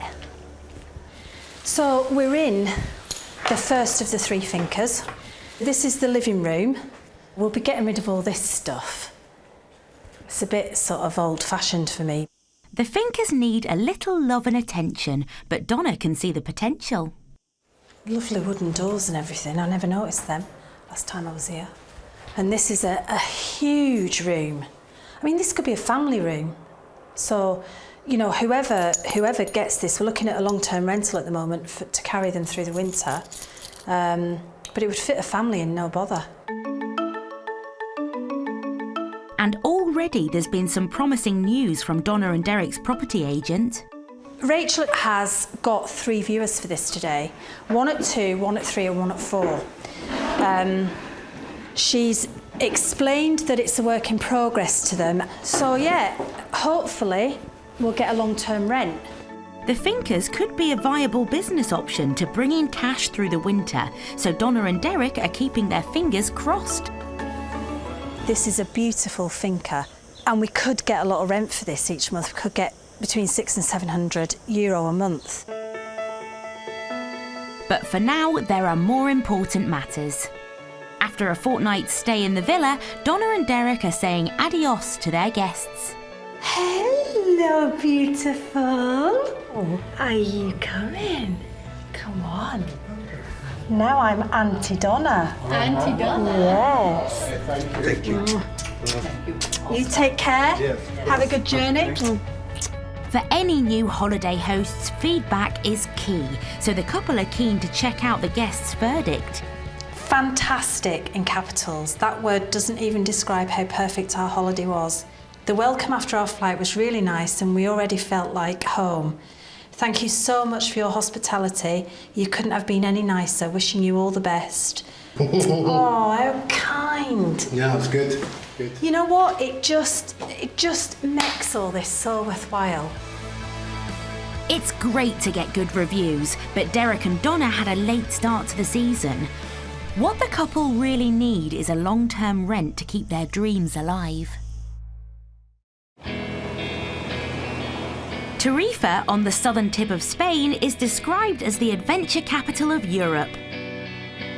And one of the most popular water sports here is kite surfing.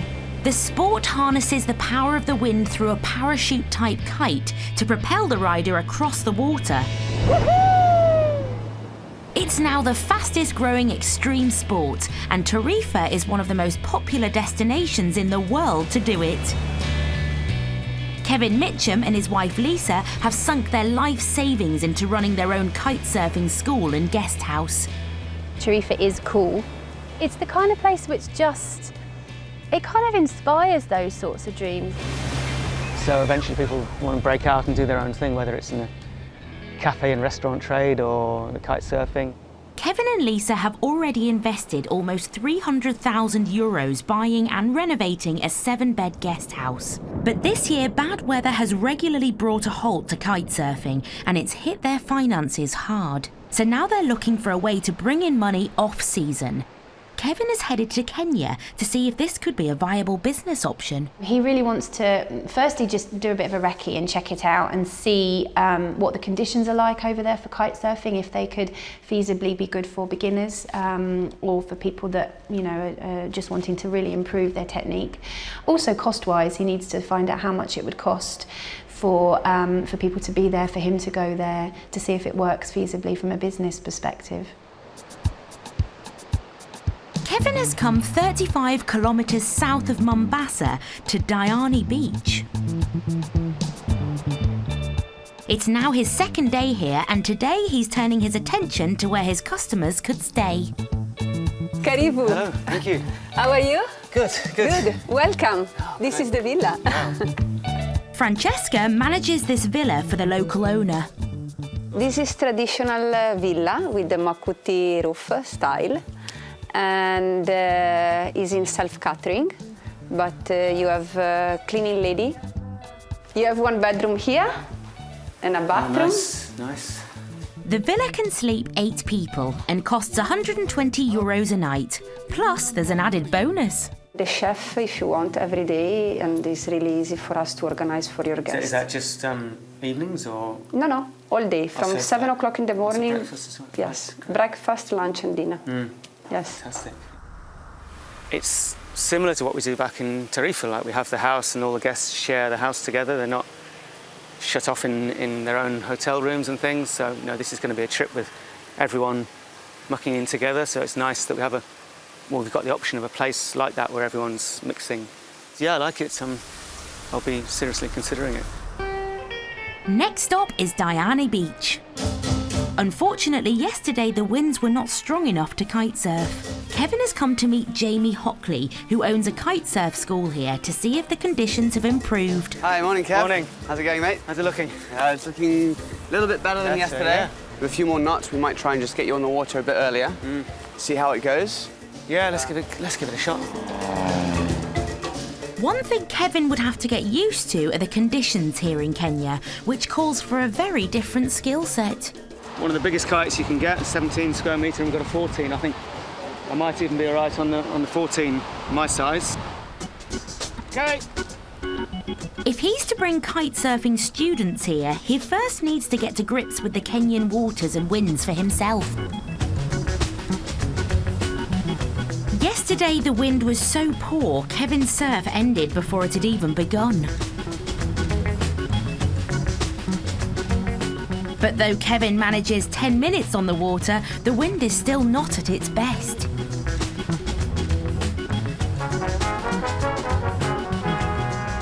It's nice just to get out there and just have a feel of kite surfing, just in board shorts, no wetsuits. Occasionally get that in Tarifa, summertime. I think we're going to go and check out this other spot, but Jamie's in contact obviously with his guys on the ground, so if the wind comes up we can always come back and have another try.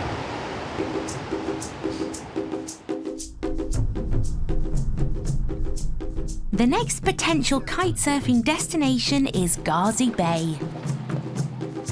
55 kilometres south of Mombasa, where the calm Indian Ocean laps mangrove trees. So we're right in behind the central Diani beach inside this big bay here. High tide still. You want to come up here on a low tide, and then on the change from the low coming back in onto high. You can come in, you can kite around the trees, sandbars, little mini lagoons. It's been a busy couple of days for Kevin, and as his trip comes to a close, he has a lot of things to consider. Quite a whistle-stop tour, but we've seen a lot in a couple of days. Been able to gather quite a bit of information on the kiting front, on the accommodation front as well. I think from that I can have a sit down, have a think about it on the plane on the way home, have a chat to Jamie when we get home, and we can carry on trying to plan it a bit and getting costs together and really try and put a package together. Kevin has certainly been captivated by the breathtaking African landscape, but with just a few hours before he flies in the morning, will he fulfill his dream and have a proper session on the water?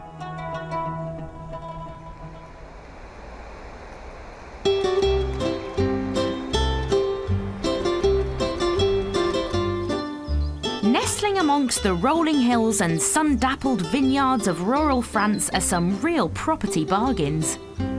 Places like this one in the Dordogne, with 8 bedrooms and an acre of land, which would set you back about €450,000.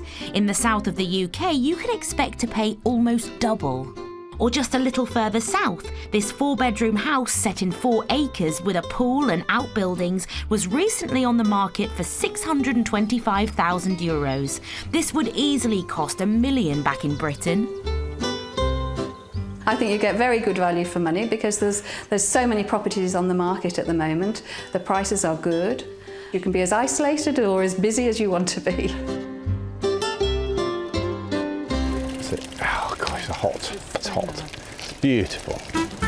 It was the great property prices that persuaded Derek and Debbie Shooton to move to the village of Kue from Surrey, where Derek worked in engineering. Are we there yet? And Debbie worked in an office. You can taste the fresh air. Yeah. When we get off the plane in England and you go back to visit, or you get out into where my parents live, and you can taste the pollution. It's just fresh air, isn't it? We walk the dogs in the morning and... I used to ride my bike 2 miles to work sometimes, and I can guarantee there'll be someone hootering, or you'll be in their way, or they won't let you cross the road. And here, there's nothing. Absolutely nothing. Derek and Debbie own a 4.5-acre property that cost them just over €330,000. There are 2 detached houses in the grounds and 2 barns, as well as a large wood and a swimming pool. The difference in between here and England is incredible. We had a 3-bedroom mid-terraced house, which was 4 times as much as this 6-acre field and 3-bedroom detached house, and it pales into insignificance, the difference. There's no comparison at all. No. The value for money is incredibly good. Derek and Debbie have been renting out one of their properties to holidaymakers for 3 years while living back in the UK. This season, they're moving over permanently, but to survive, they need to renovate another gîte, and they're doing all the work themselves. This is the old part of the barn, so this is going to be the bathroom in here. Behind it, walk-in wardrobe, and then on that side is going to be the bedroom. I'm fed up with looking at this mess. I just want to get finished and the floor fixed and the roof done, and then we can build the bedrooms, and it's got to be ready for paying guests coming in. And there's the kitchen to finish too, and to add to the pressure, they've got guests arriving in just over a month. We've spent probably 6 weeks doing this. The first bit of plasterboarding, rewiring, putting the electrics in, finding the old French wiring and making sure that it works, because I've got 2 switches here. One should do a fan and one should do the electrics, but they both do the fan and the light. So I've still got a little bit of sorting to do on that, because it turns the fan on. Yeah, dodgy electrics and wiring, yeah. But competition in the gîte business is fierce, so they need to stand out from the crowd. They reckon an archery range and mini golf course will appeal to the family market, but first Derek must tackle the dreaded mole. Well, there are signs of it everywhere, but you never find one, you never see one. Derek's vision is that when it's finished, the golf course will have 4 holes. The first green will be about here. Looking back, so that's about 90 yards from where we were. So that'll be the first green, in between the molehills here. So I've got to make this flat, level, smooth, and then find a supplier of pins and holes for it. All this means the couple are going to have their work cut out for the next few weeks, juggling renovations in one gîte and looking after guests who come to stay in the other. Derek, can you help me make the bed, please? Yes, darling. My favourite job. Shall I do my shake? Go on then, do your shake. Do my shake. Shaky, shaky, shaky. Their guests this week are the Collette family from Surrey, who were here last year and couldn't wait to come back. Well, oh, nice to see you. Did you have a good trip? Yes, good, thank you. Yeah. Oh. There's plenty of room for everybody, you don't feel overcrowded, and then with additional activities and obviously like bikes and stuff like that, it's pretty much set out for everybody really. Put Darcy's bed somewhere. It's perfect for us because of the kids and stuff, so we can go be in the pool. We haven't got to worry about a hotel room or anything like that. It's like a home from home. It's perfect. See you later. Might see you. See you later. It's great feedback, but with more guests booked in and a stack of building work still to do, can this couple really hit their tight deadline?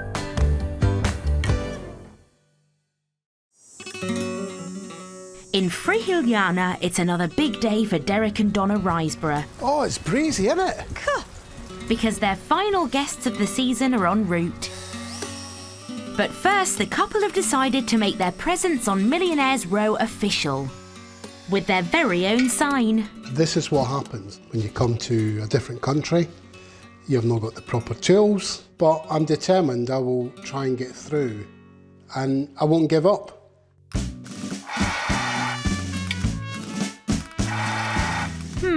Perhaps a little research is what's needed here. Let's go and have a think. Cup of tea. Cup of tea. Have a brew. And a think.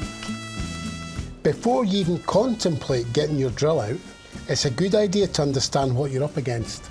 Well, that's always useful. Always use a good masonry drill bit. And with the correct drill bit, oh yeah, it's finally job done. And now it's Donna's turn to get creative. What I need to do now is I need to put my letters on where they should be and then start gluing. They'll be coming from far and wide to see this sign. It's all going swimmingly. Oh! Or maybe not. Honestly. Wow. Hey, that looks good, doesn't it? Yeah. Finally, the sign has pride of place, leaving just enough time for some last-minute jobs. A couple of bugs having a swim. I won't charge them this time. God, there's loads of them. And the work is finished just in time. Right, quick. Deke. As their guests have arrived. Nice to meet you. Nice to meet you too. Hello, hi. Hi, nice to I'm meet you. Donna. Nice to meet you. Hello. The Huizinga family from the Netherlands are here for a week. This is the double bedroom, and there's a bathroom with that bedroom as well. Oh, great. Okay. This is the living room. Beautiful. And in the fridge, we've put in some milk and bread and eggs. Thank you. Amazing. Yeah, it's unbelievable. She found it on the internet and it was already looking good, but when you are here in real life, that is definitely good. The girls, when they heard they had their private pool, they really went crazy. They were like, what? Oh. More satisfied customers. Marking a short but nonetheless successful first season as holiday hosts. That's a deep sigh. It's been absolutely mad, hasn't it? What a mad summer. Woo! And even though they've started their new venture late, they've now received news about the villa that will almost certainly guarantee their new lives on Millionaires Row. Another reason why we're drinking a celebratory drink is we've secured a long-term let in the bottom part of the villa for the winter, which is fantastic news for us. We only got the word yesterday. Instead of it lying empty and getting no income, we're getting an income from it. Somebody will be living in there for 7 months. And the good news keeps on flowing. Derek and Donna have also managed to secure a long-term rent for 2 of the fincas, bringing in even more money throughout the winter. We're actually in profit from day one. Yeah. We're actually making money right through the winter months, right through the spring, which is really good for Spain, because most people make the money during June till September. I think things are pretty good. Very good. And Derek and Donna are so confident that they're now looking to expand their property portfolio. Welcome to Rio Chilla. They're currently in negotiations to take over this 3-bed villa in nearby Rio Chia. I think being in the letting business in the UK for 8 or 9 years has taught us valuable lessons. We hope to be able to do that in Spain as well. If all goes to plan, they'll be ready to open for the next season. On the business side of things for us, the expansion has happened very much sooner than we thought and had planned for. And with a successful first year under their belts, this couple are confident that they're here to stay. I'm really happy here. I've made up my mind. I love it here. I don't think we'll be back in the UK to live. Here's to our first successful year. And our new life in the sun. Cheers. Cheers.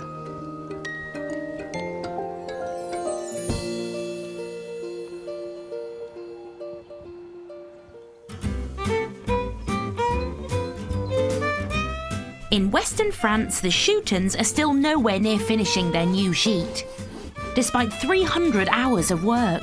It is tough, and it's tough to get it right and tough to get it perfect. Yeah. Time is fast running out, though, as the first paying guests are arriving in just 5 hours. I'm going to take the food in there and unload. What do you want me to do? I don't know, carry on doing what you were doing. Not sure what I'm doing now. Who knows? That's our lunch. Derek heads for the bathroom, where he tries to get a grip of some door handles. It was annoying this morning because I've got a set of handles there which I thought would do. They don't actually fit, so that won't go in. So I had a pair of handles, thought they'd be all right, but they weren't. So I had to nip out and buy a handle. Derek still has to finish off a towel rail in here, hang a mirror, fix the shower and paint the ceiling. And that's before he starts in the bedroom. One door done. Next, 2 little tiny screws to go in that. which I might do in a minute. I'll do the mirror next. Mirror. If I can get these bits and pieces done and then start painting the ceiling. Meanwhile, Debbie is getting the other gîte ready for the next guests in there. You do get into like 5th gear and you just can keep going and going and going. That's not ironed very well, is it? I've got lumps. Come on, behave, quilt. Hey. Normally, this would be no problem for Debbie, but with all the renovations going on next door, the couple have gone from working 6-hour days to 16-hour days. I'm feeling stressed. I'm not worried, because I think we can only do what we can do. Tired and hangry, they say, where you're sort of angry and hungry and... yeah, that's a bit me today.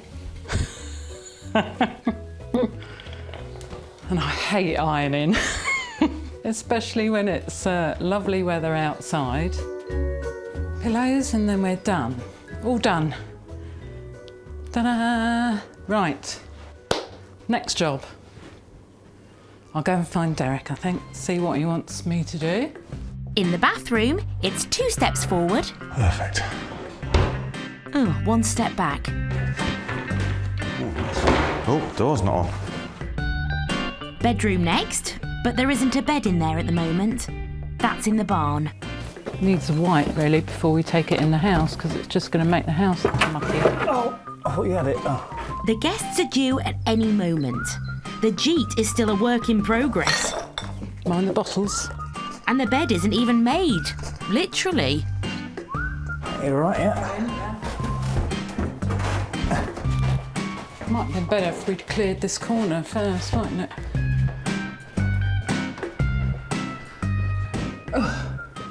It's not level, so I've got to make some packers up for the floor to bring it up level. I'll see you later. It's looking very unlikely that they'll be ready for guests. But then Debbie gets a call. The other family have been delayed because they were put on the wrong boat to Dunkirk. No. And because of the delays. So they're not going to be here till about 8 o'clock this evening. Yeah! It's bought them some time, but will it be enough for them to finish? It's late August at Alice and Joe's B&B and restaurant, and after a summer of big events, they're about to host their final one of the season. I think at the end of the Battle of the Bands, I thought we went great. Really happy with it. I was such a grump to begin with because I was just absolutely dreading it. I wasn't sure how it would play out. It's so out of my comfort zone. You're a little bit grumpy. Yep.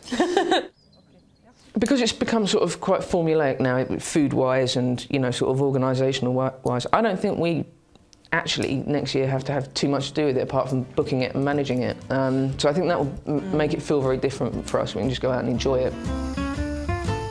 As well as holding tonight's events, Joe and Alice are still juggling the B&B side of the business. And there are 2 new guests to check in. Julia, come and look at this. Isn't it just beautiful? Right. So what time does it all happen? About 7? 7 o'clock. 7 o'clock. 7 o'clock everything starts. Wonderful. So a nice little read. Yeah. So obviously the bathroom is through The there. bathroom is there. Can we have a little peep? Ooh. Gorgeous. Oh, this is what Adele said, the view. And they're not the only ones staying here on recommendation. We'd heard about it and just heard really good things about it all together. And so we just wanted to see it for ourselves, really. Experience it. Experience it. 25th anniversary for us, and the surrounds are just fantastic, and it's a nice place to be. Happy the events are running like a well-oiled machine, Alice and Joe can finally take a step back and let their team take over. I think Joe's got her civvy outfit on now as well. That always makes a that's difference, gonna doesn't make a big difference, isn't it? Chef's outfit off, civvy's on. So yeah, I think you'll have a good time. I think we'll both have a good time. Should we just have a bit of a party tonight? It's the last one. Yep. No, absolutely. It's the last one after all. Absolutely. Should we just have a bit of fun? Not stress, not worry. This is the last time we'll cater for 80 to 100 people over the summer. I think for our sanity it needs to be. No matter that it have been incredibly tiring in a way, that they've gone so well. I had no idea so many people would come.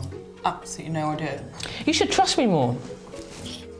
But relinquishing control doesn't come easy for Joe. I don't know what to do with myself. Yeah, I'm just sort of playing with a corkscrew, trying to look kind of official, like I work here. It's the only reason people know now. But despite her being at a loose end, the party seems to be going well. It's like a wedding, isn't it? And the food looks amazing. You can't have a better view, really, from here. And the company's always great, the service is lovely and the food's delicious. The sun is shining and lovely company. Yes, we've just met. Yes, which is wonderful. It's lovely to be waited on and just to hear the hum of people enjoying themselves. With the barbecue cooking up a storm for the hungry customers, the wine is flowing, and the band is playing. The whole evening is another success for Joe and Alice. Amazing food, yeah. They accommodated my vegan requirements, which was absolutely amazing. So, very happy. And it looks like Joe has finally convinced Alice that the music events, whilst pushing them to their limits, have been worth it. I wouldn't change much of the format next year. I think it's all right. I know. I shall phone you from the Bahamas to see how you're getting on. You're going on? Are you taking the private jet, darling?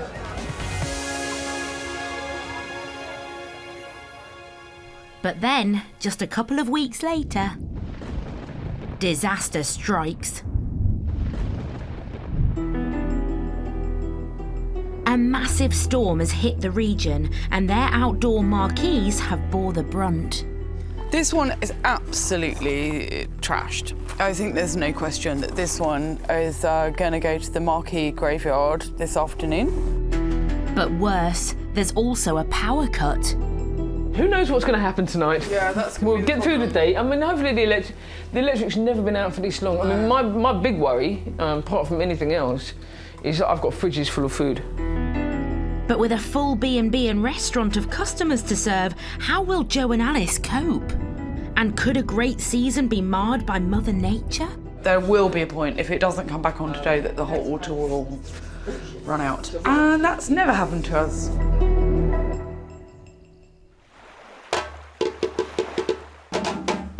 Just south of Mombasa on the Indian Ocean, Kevin Mitchum is at the end of his 3-day fact-finding mission. He's checked out a villa for customers to stay and some potential tourist trips, but low winds means he hasn't had chance to experience the best kite surfing. But now, just hours before he flies home, the wind is absolutely perfect. I'm really happy to get out, you know, going to the airport in about an hour's time, so I'm gonna have one more quick ride. Kevin's guide Janie is relieved that he's finally getting to experience the best of Kenya's kite surfing conditions. I've been all around the world kite surfing, and for me, Diani is one of the best spots I've found. Very, very safe conditions to learn, great conditions to improve, fantastic conditions for people that want to come here and just see the scope of what Kenya has to offer. It's the perfect end to Kevin's trip, and it's convinced him that this could definitely be a viable business opportunity. To get out and ride properly was lovely, yeah. It's like riding in the bath, the temperature is gorgeous. But like having, I had dolphins in my bath. There's a couple of dolphins out there that I rode around a little bit, so that was amazing. If he can make the numbers work, this will be a great alternative during the Spanish off-season. Occasionally I get some people coming over the winter time to Tarifa as well, but it's very ad hoc, and you know I can't budget for it really. I don't know when people are coming, so I've just been trying to put a few little figures together here and see if costings come out as a package that people will be keen to go for. I'm definitely going to look to put a package together once we get some photos up and videos to advertise it. Hopefully they'll come flocking.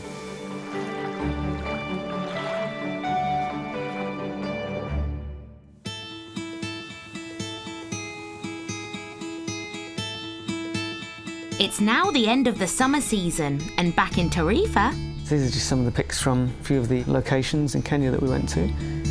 Kevin's talking through his ideas with wife Lisa. This is the main Diani beach area where we'd probably do a few days general kiting. It's beautiful, isn't it? And after crunching some figures, Kevin thinks he should be able to offer a week's kite surfing for less than €1,000. Yeah, it's going to happen, yeah. But You'd made up your mind before you even came back, actually, hadn't you? I said to him when he got back, I was like, well, you said, what do you think? Yes, we're going. We're doing it as soon as possible.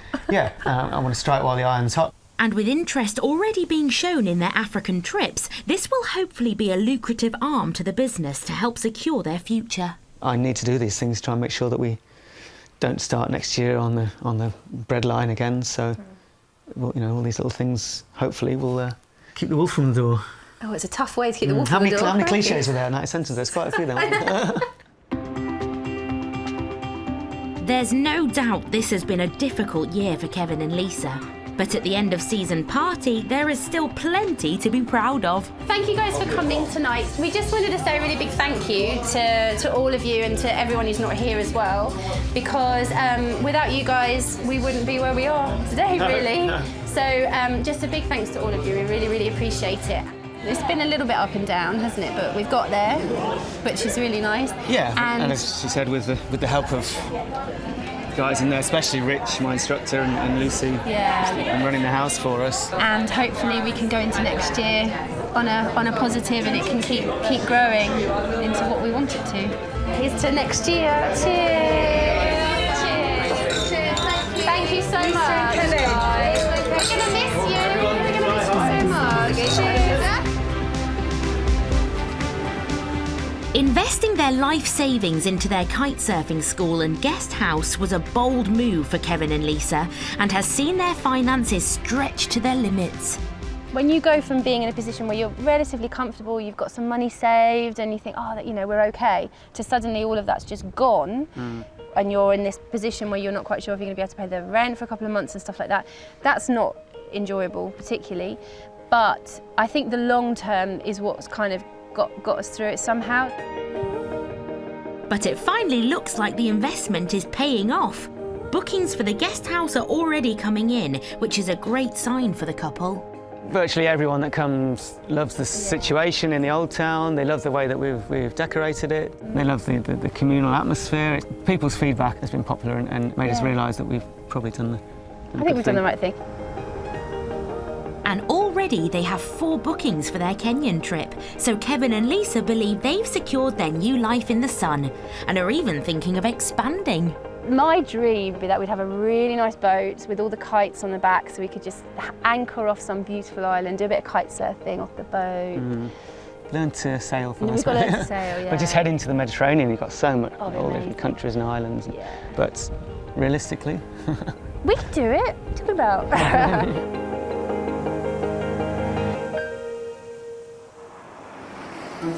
Next time, Unfinished Business. He says, oh no, the house needs finishing, and he's gone off on the mower.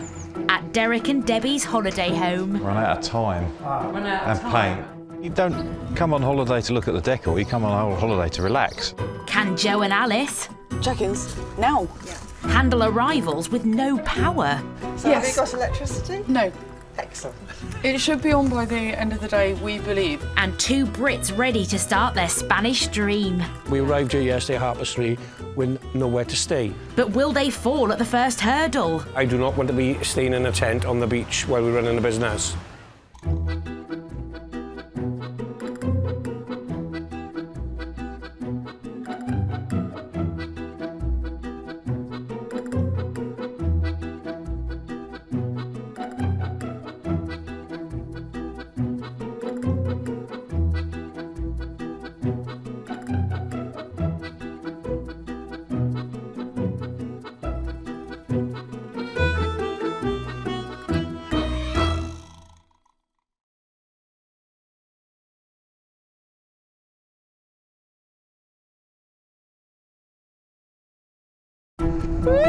It's a dream chased by thousands of expats, setting up new lives in Europe. It couldn't be any different than Scotland. I feel like I've just been born. There's great weather and property is amazing value. Something like this in the UK would be well out of our reach. But nothing in life is for free. Look at that swimming pool. Yeah, it's way too much money. So to pay their way, enterprising expats are aiming high. That was amazing. And going into business. Oh, you've done brilliantly. On this series, we're with the brave Brits. I think we just have opened a flower shop. Setting sail and serving up in Spain. Always happy customers here. Running fishing lodges and B&Bs in France. Oh, door's not on. But will business boom? Or go bust? We are quite literally dead in the water. And will these new expats find happiness in the sun? So proud of you and what you're setting out to do. Today, two Brits ready to start their Spanish dream. We arrived here yesterday at 3:30 with nowhere to stay. But will they fall at the first hurdle? I do not want to be staying in a tent on the beach while we're running a business. Can these B&Bers Check-ins now. handle arrivals with no power? So have you got electricity? No. Excellent. It should be on by the end of the day, we believe. And unfinished business. He says, oh no, the house needs finishing, and he's gone off on the mower. At a new French holiday home. Run out of time and paint. You don't come on holiday to look at the decor, you come on holiday to relax.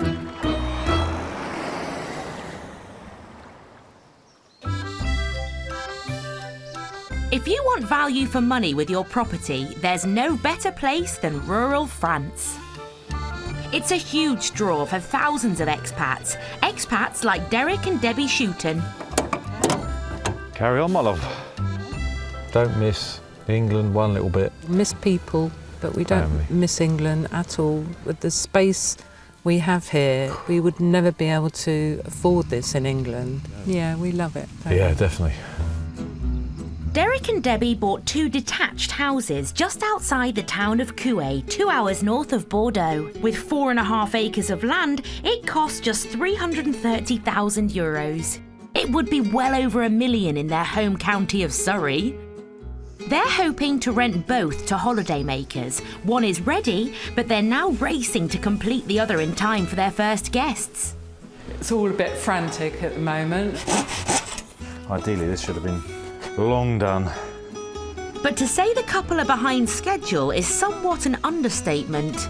I think we're going to be another hour doing this, and if Debs wants the ceiling painted, just a coat of paint, I'll be a bit longer.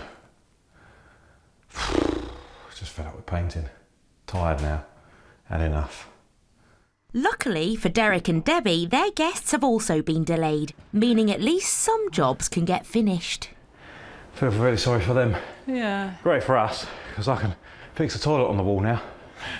It's a bit dirty, isn't it? Oh, needs a hoover. It's been in the back of a dirty old car. Yeah.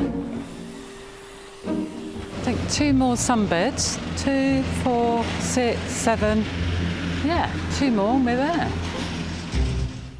Derek and Debbie don't know exactly when the guests will arrive, and Derek seems to be distracted from the job in hand. He says, oh no, the house needs finishing, and he's gone off. He's gone wandering on the mower. What are you doing? Opening the park. Why? Because it needs opening. He's just been through the woods. It's urgent. It's urgent. Must be urgent. Needs doing. I had 5 minutes out of the bathroom, and I shouldn't have done really. Because the grass can be done tomorrow. No, I'm going to do all the ironing and cleaning with you. No, I don't think you are. And then I'm going to do the painting. You're not going to be able to do it all, are you? And the to-do list doesn't seem to be getting any shorter. Up. Have I got it all then? You're helping me, but I've got the whole thing. Have you got it now? I've got it, yeah. Flip it now. Needs a clean.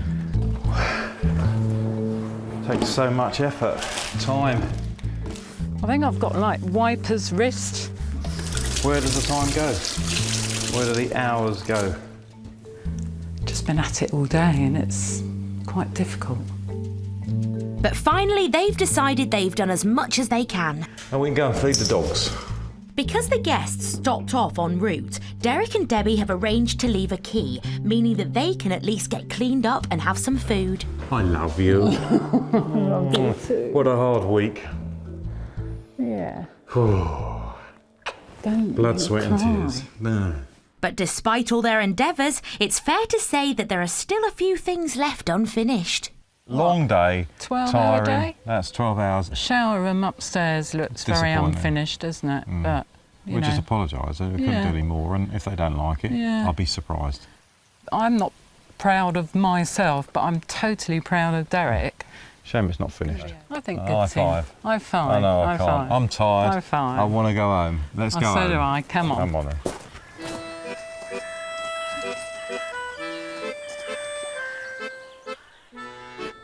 The morning after, time for some early feedback from Bettina and Stephen, who are staying in the newly renovated Jeep.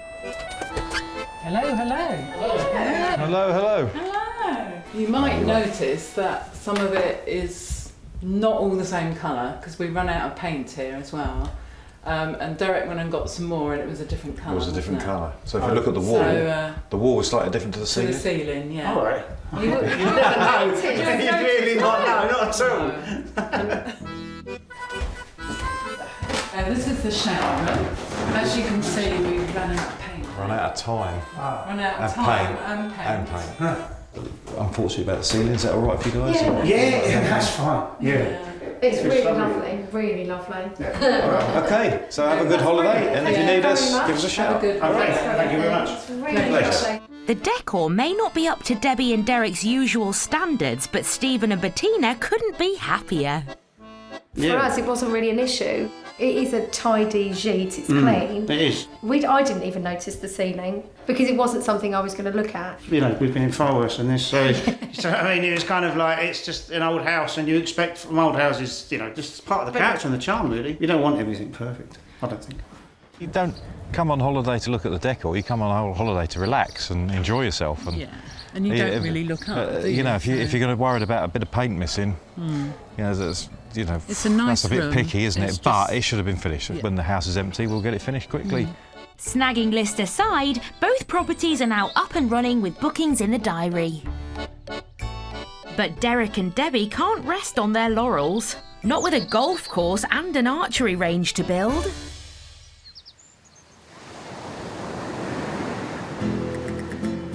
Fuengirola in the Costa del Sol. With hundreds of bars and restaurants, competition is stiff. But that's not stopping a new British couple trying to break into this lucrative market. We've driven down here, it's taken us 3 days, but we got here. It's probably been the most stressful time of my life. Nick and Leslie Simmons from Swansea have only recently got married. And with the honeymoon barely over, they've decided to run a restaurant. We haven't been together for 2 years, and in them 2 years, we've met, got engaged, we've got married, we've emigrated, starting a business. So it's all been a bit, you know, nuts, to say the least, innit? Yeah. The new business is an established tapas bar and bistro in the town square. It is a nice place. We were just blown away by it, to be honest, Leslie, wasn't it? It didn't need anything doing to it. It already had a name for itself. It's established. The food is absolutely lovely there. It had just had a big makeover. It was spotlessly clean.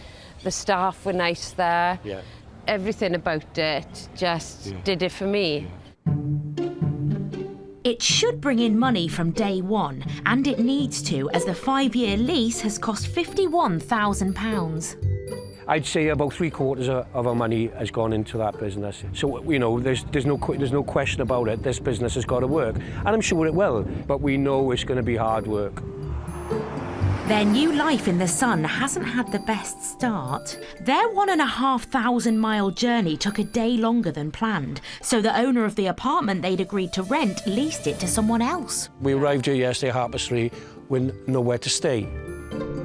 Nick and Leslie need a home for their new life in Spain, so they've come to see a local estate agent, Carlos. Yeah, we're looking at possibly a long-term contract, 2 or 3 bedroom apartment, Carlos. Somewhere close round here. Leslie and Nick have a budget of €700 a month, but in summer demand is high. Pleasure. Thanks, Carlos. See you Tuesday. My hands full. Have a nice weekend. Cheers, Carlos. Cheers. They have some short-term accommodation for 7 days. Right. Do you want me to take this? Yeah. Okay. But after that, they'll be homeless. Oh, nice and cool down here. The warm weather, you know, people are so relaxed over here. I think that's what it's all about. It's the lifestyle, isn't it? It's the lifestyle that we want, you know. But their euphoria doesn't last long. Has anyone got a long stick? We're having problems opening the gate. The lock to the gate is sticking, so we probably have to ring the agents. Lucky I have a sense of humour. Maybe it needs a feminine touch. Well done. Oh, it's a hero! Phew, finally the couple can unpack, for a week at least. What's in the view? Amazing. Oh, this is a dream, isn't it? It's This fantastic. is stunning. This is absolutely stunning. I think we couldn't have dreamed this, could we? Especially over the last couple of days. It's been so, you know, stressful. And it's nice to know now we've got a place to stay for the time being. It's going to be comfortable. Definitely does it for me. And me, yeah. Happy days. But they need to find a permanent solution fast, or they'll be homeless just as they take over their new bistro.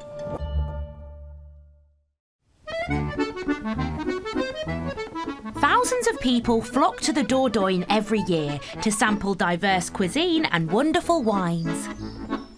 Joe Gell and Alice Barnett are one couple cashing in on this market. People who checked in really want to eat outside if they can, so we've got them a table of 4. With their own B&B and restaurant near the town of Vertiac.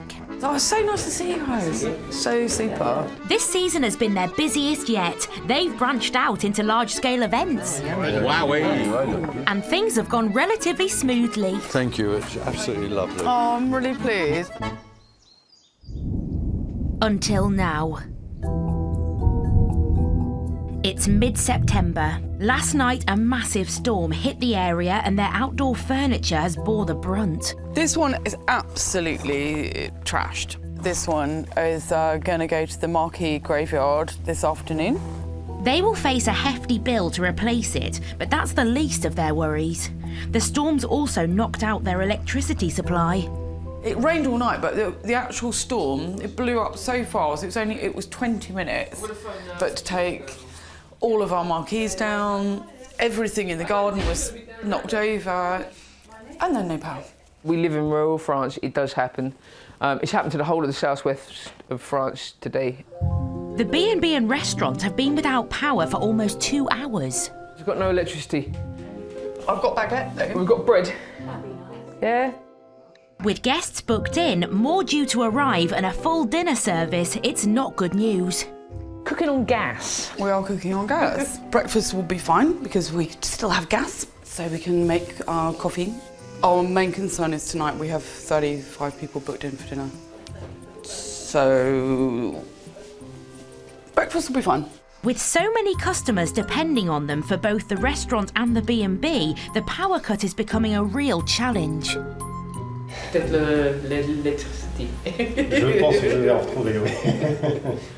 I can put candles in people's rooms, that's no problem. We can try and make it look lovely, but there will be a point, if it doesn't come back on today, that the hot water will run out. And that's never happened to us. 3 hours later and there's still no power in the area. And now the latest B&B guests have arrived. Check-ins now? Yeah. Great, no electricity. I just said to them, I did warn them, that it's all gone a little bit mental. Okay. I believe you've had some fun here. Nice to meet you. Time for Alice to break the news. So yes. Have you got electricity? No. Excellent.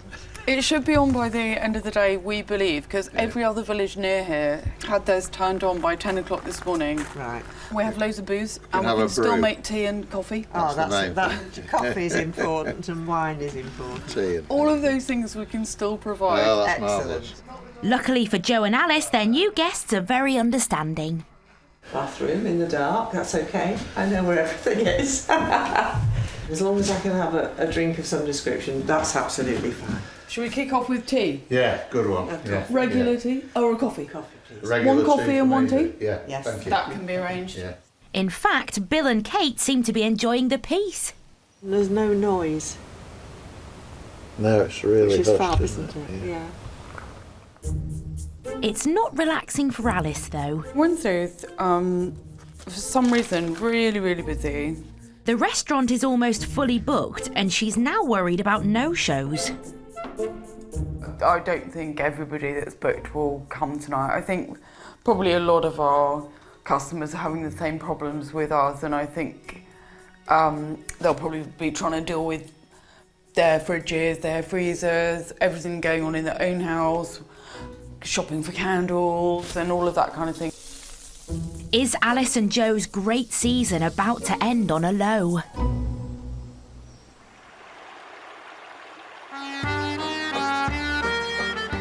100 kilometres north of the Dordogne is Charente. It's known for its unspoilt countryside, rolling vineyards, and of course the world's most famous brandy, cognac.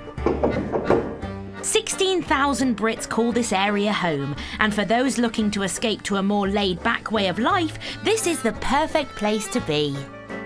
There's no traffic jams No. as such on the road. If we see 5 cars in a row, we call think, it a wow, traffic that's a jam." traffic jam here. It's really funny. Peter and Zoe Thurston Hodge and their 12-year-old daughter Ella swapped suburban Surrey for the commune of Villers-Couture. It's nice. An area with a population of just 170. It reminds me of England, say 30 or 40 years ago, where children can be children for a bit longer. There isn't all the hype on High heels. high heels and lipstick. and so much. So they get to be children for another 4 or 5 years longer, which was quite important to me. We're going to spend a lot more family time together. As well as quality of life, the family have found value for money. I've always wanted a swimming pool, and I pretty much designed this on my own. They've traded their 4-bed semi for an 8-bed dwelling with a pool, part of which they plan to renovate into a holiday gîte. Plus, they also bought this 2-bed rental cottage just down the road. It's late May and Peter and Zoe are putting the finishing touches to the cottage, ready for the start of the summer season. What I need is a level, because Zoe has to have everything perfectly level. It's all new to Zoe and Peter, and they have a lot to learn. No, that's not right. The bubble's just moved. You've moved the picture, that's why. Including the joys of working together. I think that's just perfect I over think that it's bed. too low. Now the cottage meets Zoe's high standards, they just need paying guests to enjoy it. It's really important to make the cottage work because this is going to be one of our main sources of income. We've already used up all of our savings, so if the cottage doesn't rent this summer, then we're going to be in a bit of a sort of... Bit of a pickle. Bit of a pickle, really, for want of a better word. But the couple still have stacks of work to do to turn the larger property into a second holiday home. But they're quickly realising it's not as easy as they first thought. You're looking through rose-tinted glasses and you think, wow, you know, we can move straight in there. Yeah. But what you don't realise behind them doors is a secret. I would suggest, if you're thinking of coming out with a budget, Triple it. Triple it. Yes. The couple budgeted €150,000 for the renovations and are doing most of the work between them. I'll make you a schedule. You'd like Make that, me a wouldn't schedule. you? I'd love a schedule. You'd love a schedule. Fortunately, former school site manager Peter is a dab hand at DIY. It should be that one. But some tasks are proving a little challenging. When I was painting, I went to move a wire. As I grabbed it, I got thrown across the room quite quickly. But never mind. I'll check it all now. Nothing. Definitely dead, yeah? Yeah, definitely dead. What shot did you have first? Where was that from? Marrying you. While their cottage is ready for guests, they need to finish the gîte renovations to cash in on the summer season. Yay! We need to get it ready to photograph really in the next 2 weeks. We need it rented, otherwise we won't be able to buy food this winter.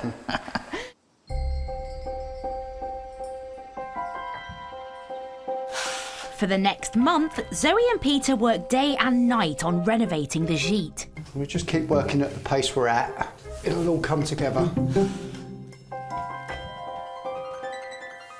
And finally, by mid-July, they've crossed the finish line. They have transformed the old dwelling into a luxury gîte with open-plan living space, a new kitchen, and of course the stunning swimming pool. Ready? And then shake. And again. The family are now ready to host up to 12 holidaymakers a week. I'm going to go to sleep now till Dad calls me. But as the summer season starts, Peter and Zoe are flat broke. The whole renovation is with the pool, 250,000. Yeah. That's It's all our money from England, plus the reserve that I had. There isn't any more money, and that's quite serious, really. If this doesn't earn enough, then we're going to have to sell it and go you're going to back. have to go and find the job. So will these two properties bring in enough income for the couple to carry on living a dream life in the French countryside?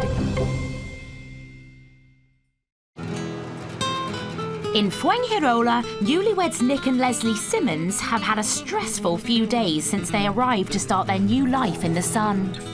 We come to Spain to relax, obviously work hard, but, you know, be more laid back, more relaxed.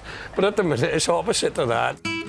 And now they only have 3 days left in their temporary accommodation. It's critical they find somewhere more permanent to live. The last thing we want is when we're running a business, having nowhere to live.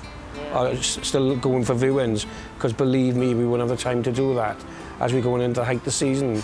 And I do not want to be staying in a tent on the beach while we're running a business. So today they're house hunting with estate agent Carlos. Guys, the situation is this. I will show you a couple of properties today, okay? But it's quite complicated to find something for long term at the beginning of the summer. Here in Spain, everything is really busy. So I've been talking with one of the owners of this property. He's open to rent for short term, at least 4 or 6 months. Done? Do it. Let's do it. Thank you.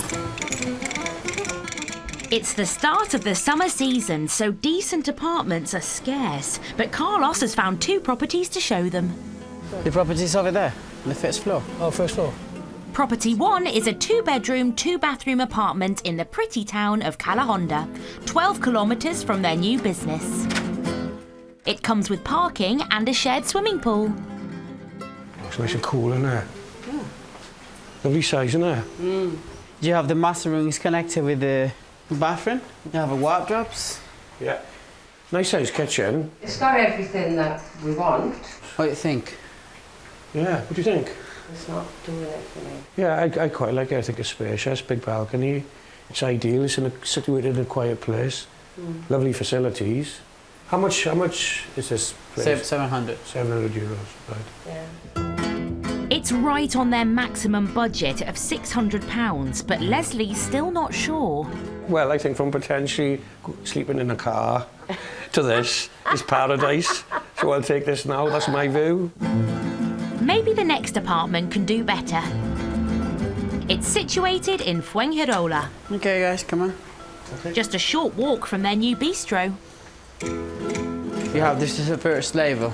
Okay. You got the wash machine outside, you have a lot of little terrace over here. Yeah. Right. Next to the swimming pool. Oh, it's a lovely sized balcony in here. Is it doing it for you? It is doing it for me. This property has 3 bedrooms and 2 bathrooms, including a master with an ensuite, as well as the use of a communal pool. From my point of view, I think this is more spacious. I think it's very got Spanish theme to it. It's perfectly situated. It's quiet. but is it within budget?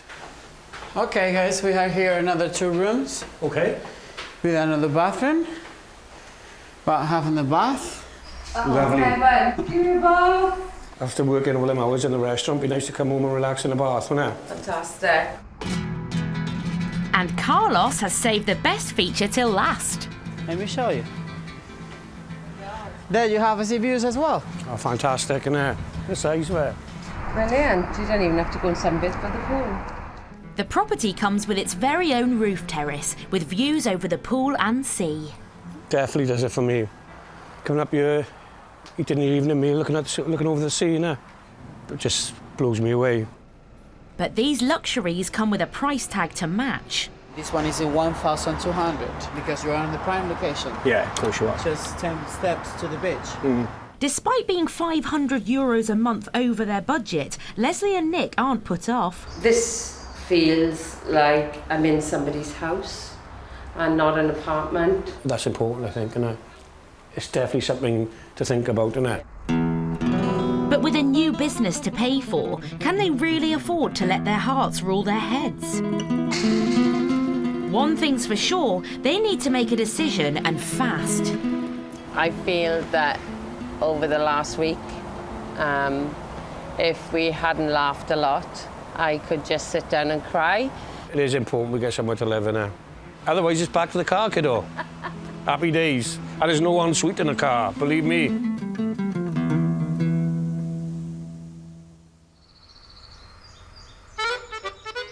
Near the town of Kue, Derek and Debbie Shooton have been thinking long and hard about how they can attract more guests this summer, because the gîte business is a very competitive market. I think we worry because we've both obviously given up our jobs and we've still got to help our children back in England, and it's all about not really digging into our savings, and that's the worry. Neither of us have a pension. One way they hope to find a niche in the market is by offering more activities to their guests, like archery. And luckily, Derek has had some previous experience. I remember doing it fondly as a child, as a young man, in the Scouts and with my uncle, and won't ever go at it. So the archery will be here. I'm going to start reading up on it, and we'll have kiddies archery and adult archery here, so I can teach them, and I know the principles of it, the safety and what the protective equipment you need is. So I'll be just doing supervised shoots here. So I don't think the insurance company would like it that much, but if it's supervised and proper and we're doing it away, then it's at people's own risk, but it should be safe as houses. A few days later, and Derek's homemade target stand is beginning to take shape. Sort of. I've got to drill some holes in it, put some pegs, and then I've got to get them together somehow. I haven't quite worked out how yet. That should sit. It should sit somewhere like that, holding that in place. A few more days later, and Derek is finally ready to test out his DIY archery range with Debbie. It's very windy. No. I think you need a bit of string. Are you going to hold it there then? Hold it. No, you hold it. No. It's a bit rubbish, isn't it? Derek hasn't fired any arrows since he was a Boy Scout, but will it all come back to him? Oh, you're not getting anywhere near the target. You make it look very easy there. I keep pulling to the left. To the left. So if you aim more to the right, you should hit the target. Yeah, nearly went in the field. So no points on the board so far, and to make matters worse, he's lost most of his arrows. I can't believe it's gone missing just like that. Definitely went past the target, didn't it? That is absolutely mad. And after finding most of the arrows, Debbie is up next. Well, that's got a bit I higher. hit my nose then. Where did it go? About halfway. Nil. Oh, nearer. Why do I keep hitting my face? An hour later, there are still no scores on the board and lost arrows are nearly in double figures when Debbie gives it one last go. Is he going to be beaten? That's better! Hey! High five! And you're in the ring! I'm in the ring! Shall I put your score down? Look at that. Well in. Derek and Debbie pride themselves on customer service and are now hosting 2 more families who have taken over both properties. Makes a massive difference. We've been to places where the hosts didn't interact with us at all. Yeah. You may not even meet the host. You turn up, things are there. Knowing that they're there, they come and see how you're getting on, give you advice about places to go, things to see.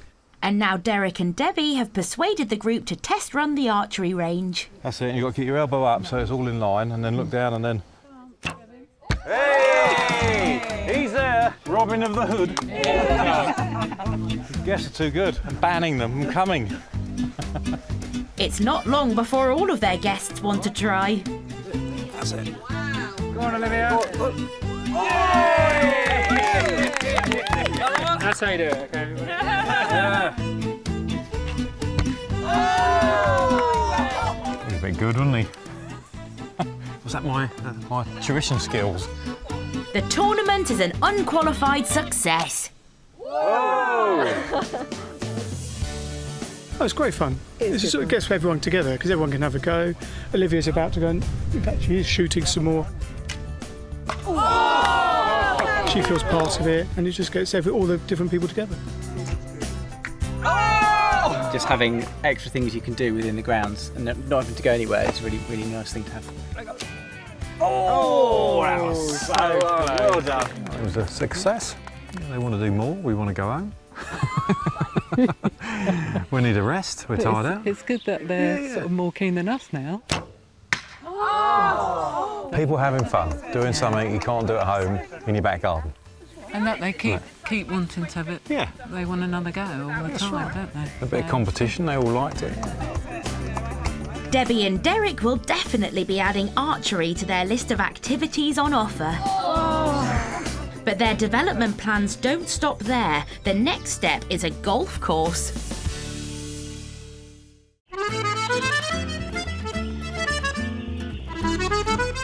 In Villers-Couture, Peter, Zoe and their daughter Ella have finished their renovations to create a beautiful home for them and a 5-bedroom luxury gîte for guests. But they're now in desperate need of bookings. Everything that's been done has been done by you, really, hasn't it? It's now July and the ambitious project has drained most of their energy as well as their bank account. A year ago I thought it was very, very easy and we'd get there and everything would be rosy, but it isn't and it's hard work.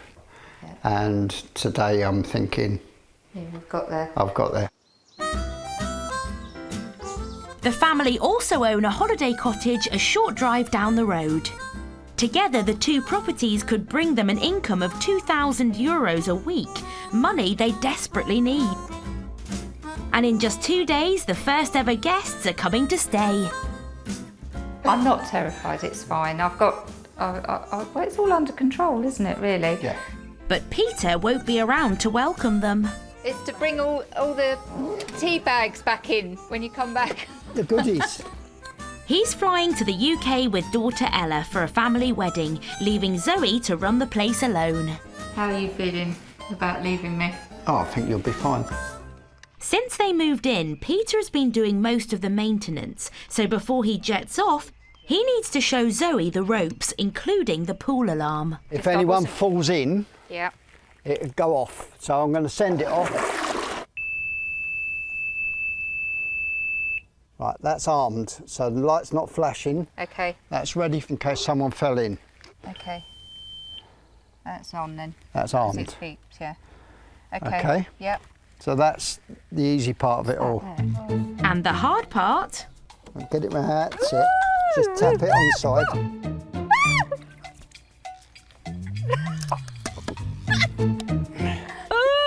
That is a stag beetle. Oh my God. Insects ejected from the pool. Right, bye. It's time for Peter and Ella to say au revoir. Have a nice time. See you later.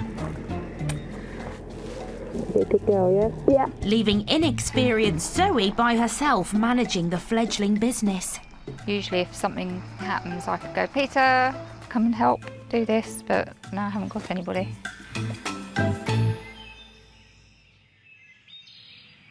Two days later, and with the first guests due to arrive in a couple of hours, Zoe is sorting the finishing touches.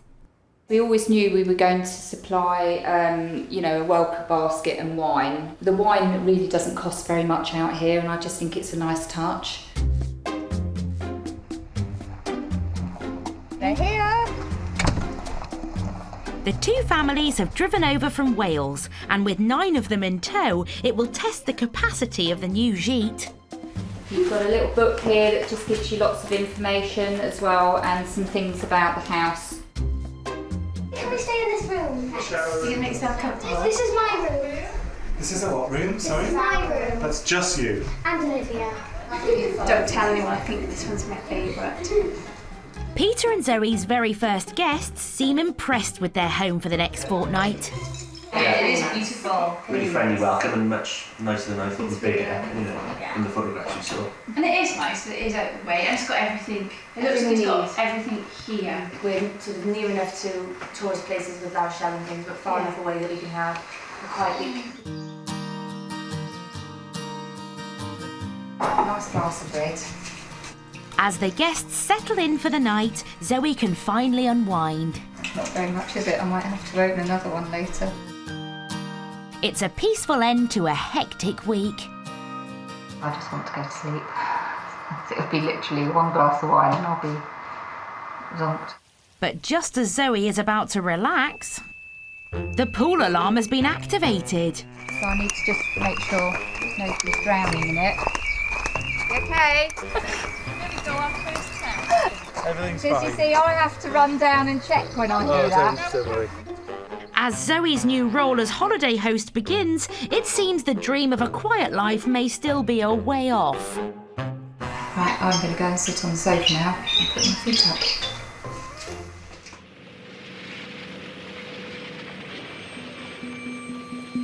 Just outside Vertiac in the Dordogne, restaurant and B&B owners Joe and Alice have a major problem. We're definitely cooking on gas today. Can't believe this happened today. But I don't quite know how I'm going to serve from here in the pitch dark. Their whole area has had a power cut and been without electricity for more than 12 hours. Often you have a storm and the power gets knocked out for a few hours. It's not normally really long and people do take it seriously and the power company comes out really, really fast. Because there's so many businesses relying on the power. But yeah, this one seems to have gone on a bit longer, which makes me think maybe it's a little bit more serious. With a fully booked B&B and dinner service, Joe has had to think hard about the menu. We're just going to have to change it around a little bit. This week the menu is celebrating the oyster because it's September and that's the first month that the oysters sort of come back. But then I was going to do deep fried oysters with an Asian salad. Obviously the deep fryer is probably not going to be working, but I can set up a fryer on the stovetop. We can do it. One of the people that are staying here has just offered me a head torch, so maybe I'll go miner style. Joe and Alice know closing tonight would be bad for business, so they're pushing on regardless. But then, just as they've given up all hope... We have light. Electricity. The electricity is back. No, we're over the moon because, well, we could have done it and it would have been romantic and lovely. We're very, very pleased to have it back on. Just makes our lives a little bit easier. We can use like deep fat fryers and ovens and stuff, you know. The storm may have blown away their marquees after a busy season of events, but at least their restaurant in the French countryside can keep trading. And you feel responsible. You feel responsible for the weather. It's like, you know, when did I become Michael Fish? Later that evening, with the power back on and a busy service, Alice and Joe are settling back into their stride. We've got a fully booked restaurant. Every single person's turned up. We didn't actually think a lot of people would because of the power cut.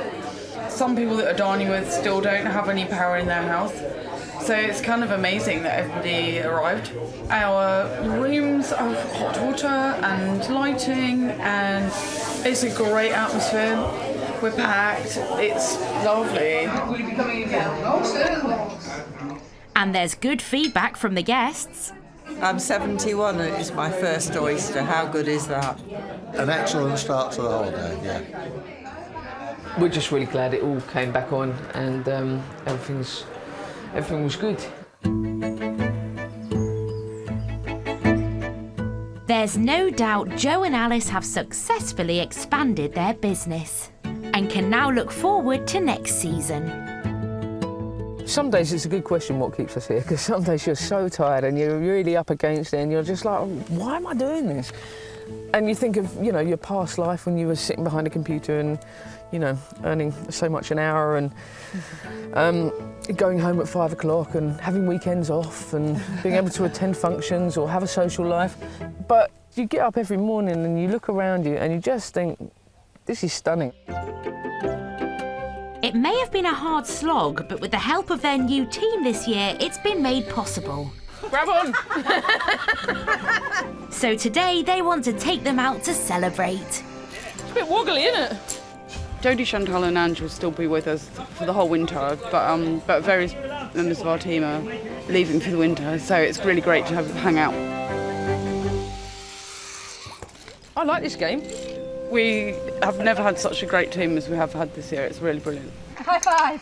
High five! High five! This season has been absolutely fantastic. There have been high days and low days, don't get me wrong, but I think we've rocked it. And coming to the end, you can say that in hindsight. It's really easy to say it because it's like, yeah, it's done now. Ding, ding, ding, ding, ding, ding, ding. I'd just like to say a massive thank you to everybody for this year. Everyone's worked their socks off. Can you all come back again next year, please? We don't know. Cheers, everybody. Well done. Cheers. It's been, without a doubt, a hugely successful year, and now Joe and Alice are already planning for the next 12 months.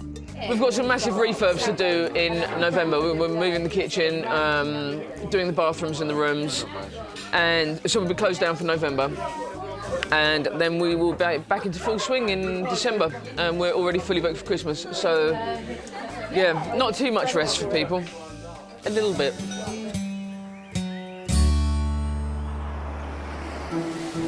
Next time, Derek and Debbie's grand plans for a golf course. It's just a little pitch and putt, so you can just have a play around. Can they pull off their ambitious design? Work of art coming up. Ta-da! Shall I just run away? Leslie and Nick begin working in their new bar. Go on, Bennett. Can they stand the heat? I didn't think it was going to be this difficult. And a late night pool party. 11 o'clock at night, they came back and swam. Gives Peter and Zoe a challenging dilemma. This could be a bit awkward because it might turn into an argument.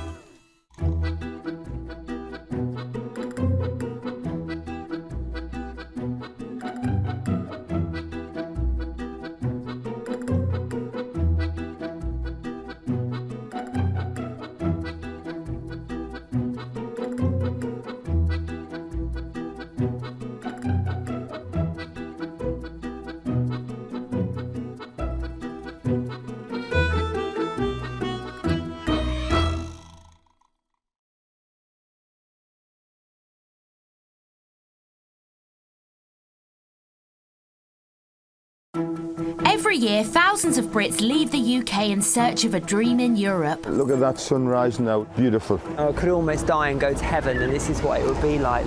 There's sunshine, scenery and a great quality of life. But all this has to be paid for. Yes, we bought our house! So to fund the dream... This is part of our working day now. Brits are jumping in. And starting up businesses. There's absolutely no way that we can host a wedding in this marquee. On this brand new series, we follow a fresh wave of expats. Just like a pregnant Hollywood star. Running B&Bs and boats in Spain. It's another day in the office. Vineyards and villas in France. One day you might be drinking that. But will they make it? Or break it? If we don't start getting bookings, it's going to be a bit of a problem. It's going to be intense. And will these new expats find happiness in the sun? This could be a new life in the sun for us. Today, the French gîte owners with grand plans for a golf course. It's just a little pitch and putt, so you can just have a play around. Can they pull off their ambitious design? Right, work of art coming up. Ta-da! Shall I just run away? Golden barrier. The newlyweds' brand new life running a Spanish cafe bar. You think it's warm up there? Try and work in here. Can they stand the heat? Cards on the table. I didn't think it was going to be this difficult. And a late night pool party. 11 o'clock at night, they came back and swam. Gives the rookie B&Bers a challenging dilemma. This could be a bit awkward. This could be the end of our first B&Bers because it might turn into an argument.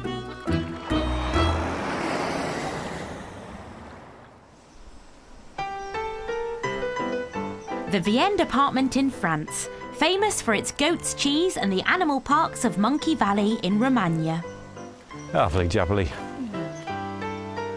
Derek and Debbie Shooton are hoping to break into the tourist market here by running a gîte complex and providing archery to their guests. It's a fabulous place for families if you want to go out and do stuff. If you don't, then the gîte is perfect for not going out and doing stuff. The couple own 2 gîtes on 4.5 acres of land that they bought for just over €330,000. After spending a further €3,500 renovating them, they now need to recoup their money.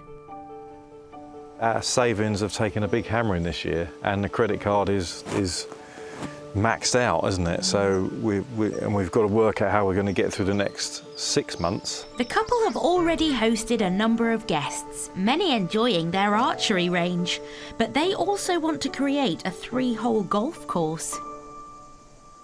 It's quite a long first shot, isn't it? Yeah, well, yeah. For me, it would be.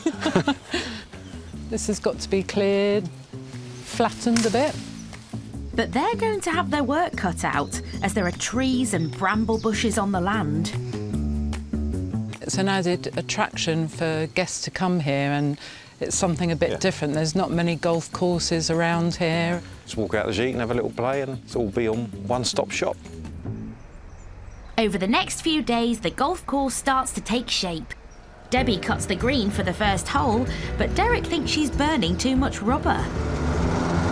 Slow down and no, that doesn't work.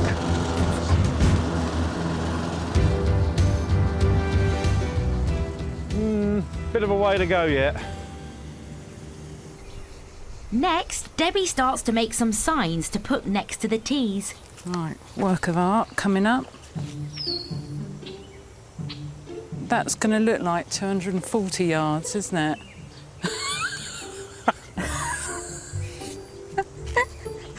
Ta-da!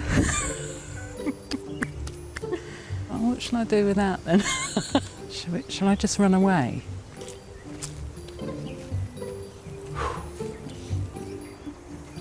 What is that? She's hidden in the trees, is she? Because that's a... I think I need a new stone. It looks like 240 yards. I suppose I can go and buy some with the money we haven't got left over.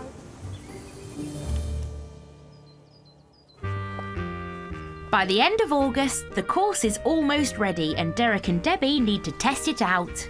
So they call on their new guests, the Snowdon family, to take part. And as it happens, Dad Andrew regularly plays golf back in England. Oh, you're the professional ganger here. Well, we've not opened the course yet, and the green's not good. No. Debs has just painted up the yardage, so I've got a set of clubs, you can help yourself. That's in the bunker, at least the bunker's in the right place. After keen golfer Andrew sets the pace, it's the turn of Mum. You've never hit a ball before? No. Whee!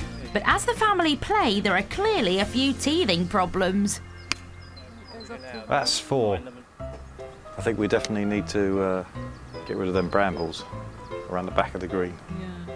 I've noticed a proper error here though, because there's so many brambles around. As soon as the ball goes out of bounds, it's gone forever. So they're going to lose a hell of a lot of balls. But despite the prickly issue, how have the golfing guinea pigs enjoyed the experiences on offer? The activities, they're brilliant. Tonight we're going to be playing archery, so I see how good I am at that, hopefully better than golf. It looks like Debbie and Derek's range of on-site activities are a winner.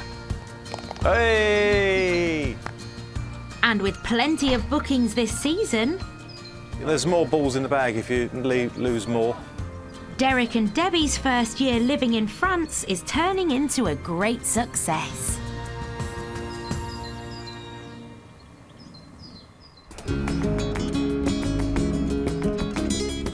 The Costa del Sol, southern Spain, 300 kilometres of stunning coastline with fantastic weather all year round and more bars per inhabitant than anywhere else in the world. The town of Fuengirola boasts some beautiful attractions like the medieval Castillo de Sohail. Fuengirola, absolutely beautiful here. People should come. They don't know what they're missing. It's got everything you need. After leaving their 9-to-5 jobs in Swansea behind, husband and wife Nick and Leslie Simmons have come to this busy town to run a cafe bar. But the move hasn't been smooth after the home they'd agreed to rent fell through. It is important we get somewhere to live in now. Otherwise, it's back to the car, kiddo. But after a long search, they've eventually found somewhere to live. Well, here we are. We finally arrived at our long-term home. Their new pad has 2 bedrooms and the use of a communal swimming pool. It's a 5-minute walk away from the beach and from the new business, Stones. We get settled here and then we pick up the keys for our new business.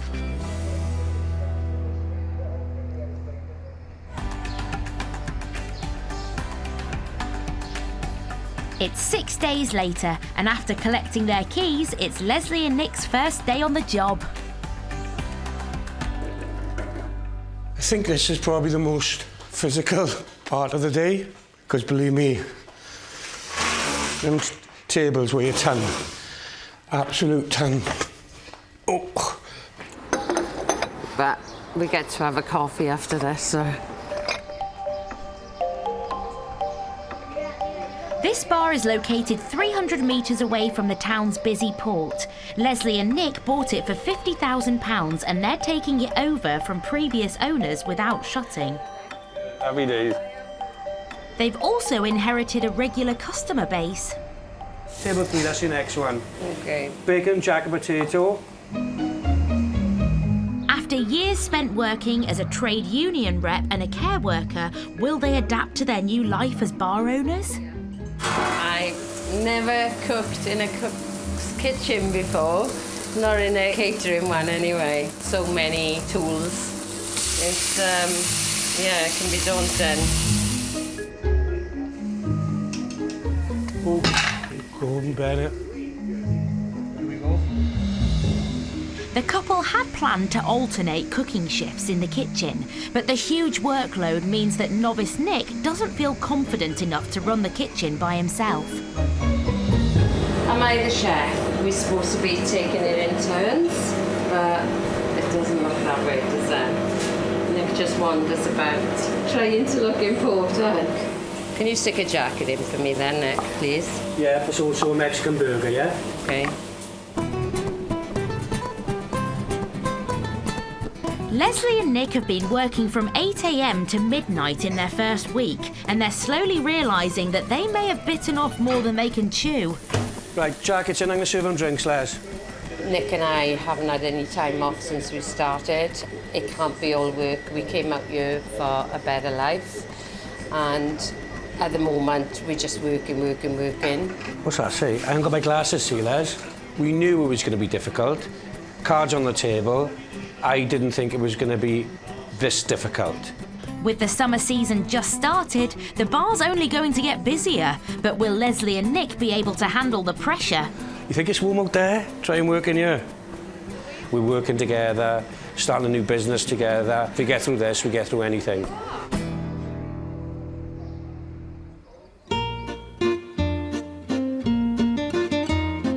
The Charente department of southwest France, one of the hottest parts of the country, with over 2,000 hours of sunshine a year.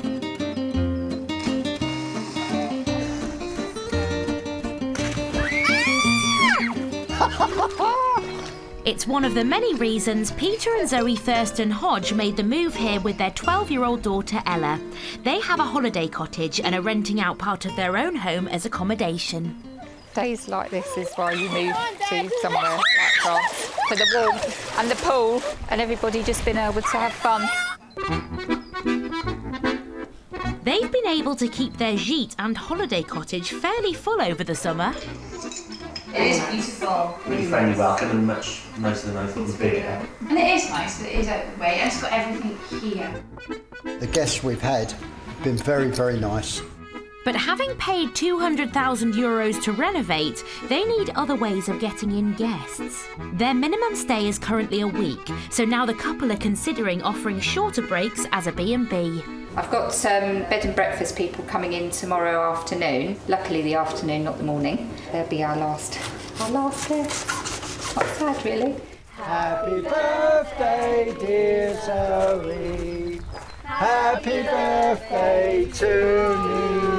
But for a few hours at least, today they can relish that life in the sun they came to enjoy as they celebrate Zoe's birthday with their friends. It's a bit like a dinosaur cake. Oh, no, it's fine. It's a beautiful cake.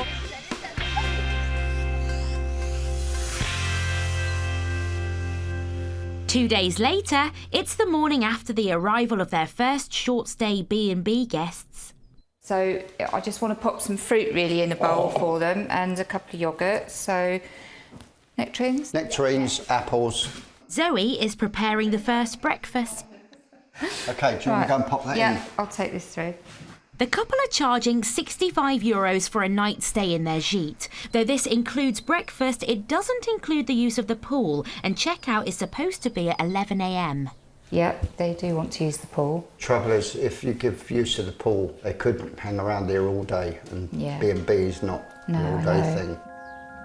But it seems there's been a misunderstanding, and Zoe and Peter aren't happy with their guests using the pool at night. 11 o'clock at night, they came back and swam.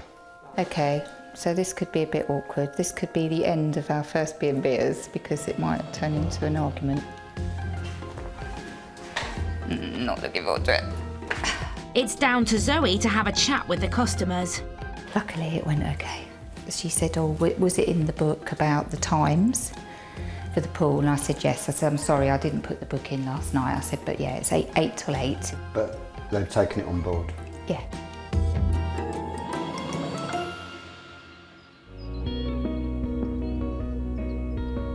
The matter's resolved, but it's not been the best start to their B&B venture. So to understand the pleasures and the pitfalls of hosting guests in your own home, Zoe and Peter are seeking some expert advice. Hello, hello. Welcome. They've arranged to meet Penny and John Hitchings, who've run a successful 4-bedroom B&B, or chambre d'hôte as they're called in France, for 13 years. Gosh, well, you don't expect that. With the couple having doubts about B&Bing, can Voices of Experience ease their concerns? We've just had an inquiry for 12 people. We're not charging very much. It's like €100, and I didn't. For 12 people? Well, exactly. You won't even cover your costs. So is there any suggestions you could give us? The best bit about the business is the guests, the worst bit about the business is the guests. Yeah. Have your own space, somewhere where you can go and hit your head against the wall on frequent occasions. Food for thought from Penny and John. Peter and Zoe now need to make some important decisions about the future direction of their business. Bye. I think we can just advertise it in a different way. As an apartment rather than calling it a bed and breakfast. The couple hope by offering the gîte as an apartment and locking off rooms that there will be less cleaning for Zoe and Peter to do. In France, it's the end of August. Debbie and Derek Shuton's offering of activities at their gîte complex has been popular this year and secured their new lives in France. Today they're saying goodbye to the Snowdon family, who've spent a week's holiday here. Thanks ever so much, Debbie. Oh, pleasure. Brilliant to see you. Had a great week. We'll be back. Yeah. Although they've never had a bad review, Derek and Debbie always feel nervous before checking the guests' comments book. What a fantastic place to relax. Debbie, and Derek yeah. have thought of everything. Kids love the pool and games. We hope to be back. Archery was great fun too. When you get something like that, it makes it worthwhile. Yeah. With summer almost at an end, Debbie and Derek need a big marketing push to secure guests for the winter season. They think their region has plenty of draws for tourists. So we want people to come out and enjoy the Christmas fair. Bordeaux Christmas Fair is fabulous. Lots of Christmas fairs around here. It's really nice, actually. So why have a holiday in the summer when it's so hot, when you can have a great holiday here in the winter and still be reasonable weather? So you put pictures of the golf course on there? Yeah, and the archery. And the archery. Derek and Debbie are considering putting special offers on their website to tempt potential guests. So where do you put special off-peak offers? It says there, 1 night minimum stay. Yeah. Minimum stay varies. Perhaps we should do that. Yeah. Because we've got minimum stay 7 nights and we don't want that. We want 2 days will do to give us a bit of money. Yeah. The couple are keen to do all they can to bring in more guests, and now they believe they have a great way to market their gîtes by providing a bird's eye view.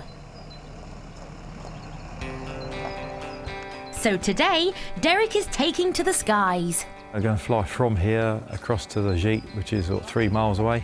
So hopefully we're going to fly out to the gîte, fly over the gîte and back again so I can take a picture of the gîte from the air. Right, so you know where we're going to my house? Let's hope he goes higher. Oh, he's up. Hey! Oh, he's gone. No, he's coming round. It's coming straight for us. Oh my goodness! Oh! Fantastic. It's really good. The flight lasts 45 minutes and Derek manages to snap some images for the website. It's coming in. It's coming in for landing. Hey! Brilliant. Antoine, Derek, thank you very, very much indeed. It was You're welcome. Great experience. Thank Bravo. you. But will these aerial shots pay off?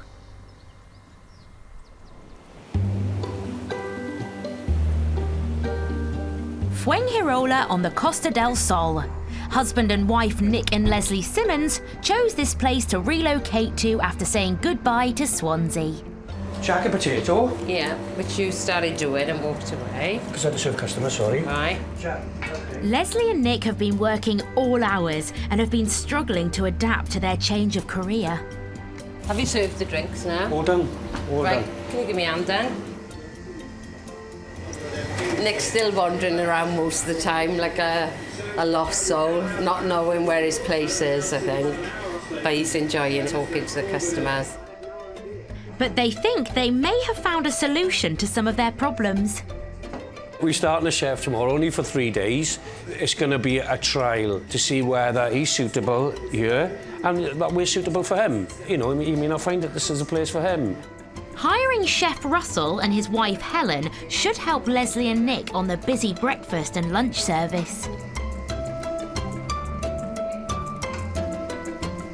It gets cut corner to corner rather than straight, yeah? Okay. And they're both facing out. It's down to Leslie to train the new chef. I probably come across as a right bossy so-and-so tonight. And I'm not a bossy person. You just want to get it right, babe, don't you? Yeah. You take no prisoners, do you? No. Been in worse. I can assure you, been a lot worse. Yeah. With lunch service about to start, Russell gets stuck in. Hey, he's on the ball, isn't he? Oh, we got an order, Russ. Ready to go. What is it, Hal? Cheers. 2 bacon and farted tracker. All right. Now Leslie's got help in the kitchen, she finally has the time to implement some changes to the menu. She's reduced it from a staggering 130 dishes to just 35. And she's ordered new printed menus too. It's fantastic. I'm back. Wow. Absolutely fantastic. Oh, it's fabulous. Great. I love him. Thank you. That's for you. Thank you. Thank you. Thank you. I love them, yeah. And it's a reduced menu, which is going to be so much easier. So yeah, chuffed, as the Welsh would say.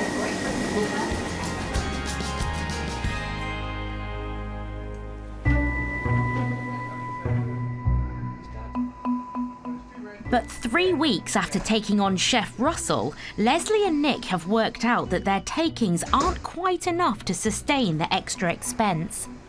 He's on a trial probation contract at the moment, but doesn't look like we will be renewing that. So it's going to be difficult because I'm probably going to have to tell him I'm going to have to lay him off. Can't afford sustainability in all this business. I've never been in this position before, and I'd like to let anyone go, but decisions need to be made, you know, for the purpose of the business. Later that day, it's down to Nick to break the bad news to Russell. All right, Russ, you okay, mate? Hi, Kev. Nicky's going to have a chat with Russell. He's a bit more tactile than I am. Yeah, rather Nicky than me. 15 minutes later, and the deed is done. He took it really well, you know, obviously better than I expected. So he's a good guy, and I don't think he'll find a problem getting work elsewhere. It's the kind of thought they can't afford to pay me, and I understand the whole thing, and I wish them all the best in the future because they've been very good, and hopefully if they do pick up, they've got my phone number, so they'll be in touch. But it's very sad, but I really, really genuinely hope that they do make it. I really wish them all the best. I really, really do. They're a lovely couple. And it's been great. But you never know. It might come. Thank you very much. I'm supporting Swansea, I like you. September the 11th, mate. Yeah, I'll be here. 3 points to the Jacks. Oh, no. Yeah, dreaming fella. Thanks, mate. Cheers.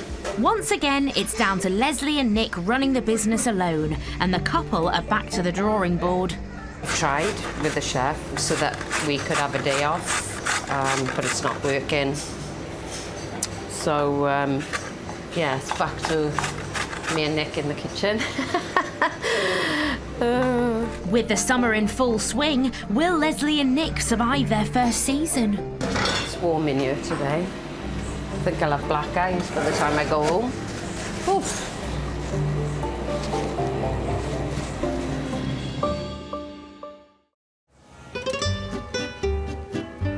In the goat's cheese-making region of Vienne, it's the end of the season for Derek and Debbie Shooton. Such a lovely place. Beautiful. It's been a successful season with bookings already coming in for next year. So Derek and Debbie have decided to invest in another house that they could convert into a third gîte.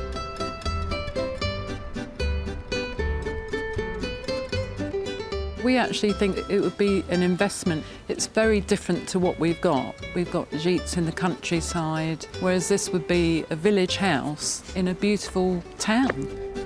They've come to the village of L'Île-Jourdain to meet local estate agent Steve, who explains some of the attractions of this area. On July the 14th, they have the big fireworks, you know, Bastille Day, Right. and here they do it all along the viaduct. Wow. From the viaduct? From the viaduct, it's pretty Fantastic. stunning. Have a look inside then. Yeah. Steve shows them a 3-bedroom property on the market for just over €55,000. It's a really nice kitchen, actually. Like this. Yeah. Nice little wood burner. Bit of damp here and there, but nice view from the bedroom, Yeah. isn't it? Yes, that's a good view.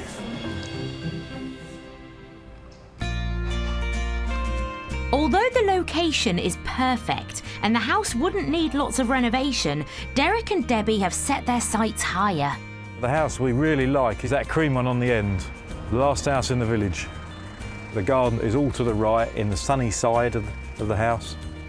A little bit of river frontage. Needs a bit of work, but that is a beautiful location. A nice looking house, I think. The property is on the market for €165,000 and Derek and Debbie decide to make an offer, but it's €30,000 less than the asking price.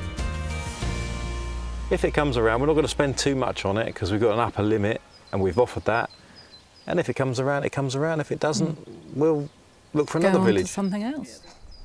As they wait to hear back from the house owners, Derek and Debbie have decided to throw an end-of-season party for their friends. Chicken in the oven at 1, barbecue lit at 1, so that'll be 20 minutes before the barbecue's ready. Come in and have a drink. Bonjour. Bonjour. Oh, merci beaucoup. Even the mayor of their village and her secretary put in an appearance. Drink. Lemonade, vin blanc, vin rouge, vin... Water. Oh, oui. And they seem impressed. It's beautiful. Oh, thank you.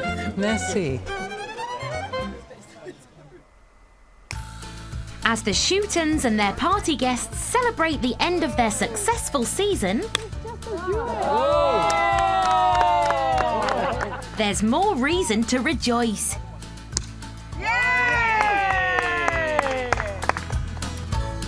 Because their offer on the new house has just been accepted. So by next summer, they could have 3 rental properties to keep their income ticking over in the quieter winter months. It was a We bit of couldn't luck. actually believe it was for sale. Got a beautiful little garden in a lovely village. I like it, but I'm biased. We like it. We like it, yeah. Jean, well done. And it looks like Derek and Debbie are here to stay. Look at this, clear sky. Nearly the end of September and it's hot today. It's lovely. Hot. Good times ahead. Yeah.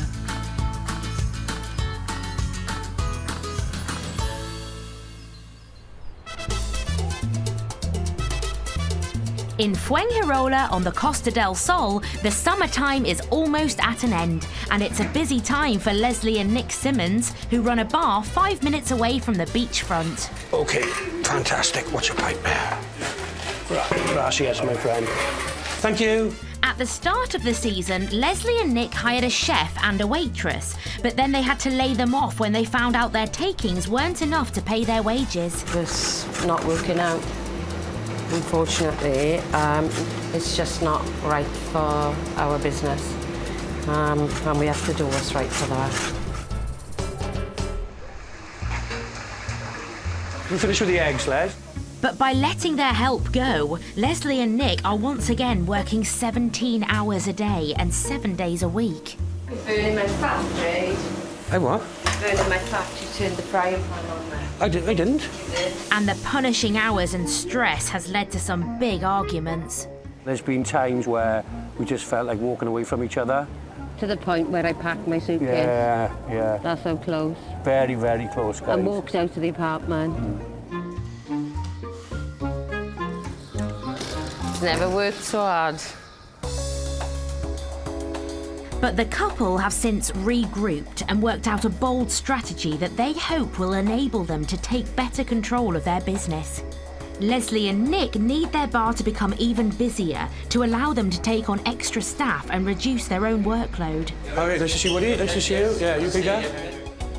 So they've enlisted the help of marketing experts to look after their social media profiles, which is vital to attracting more trade.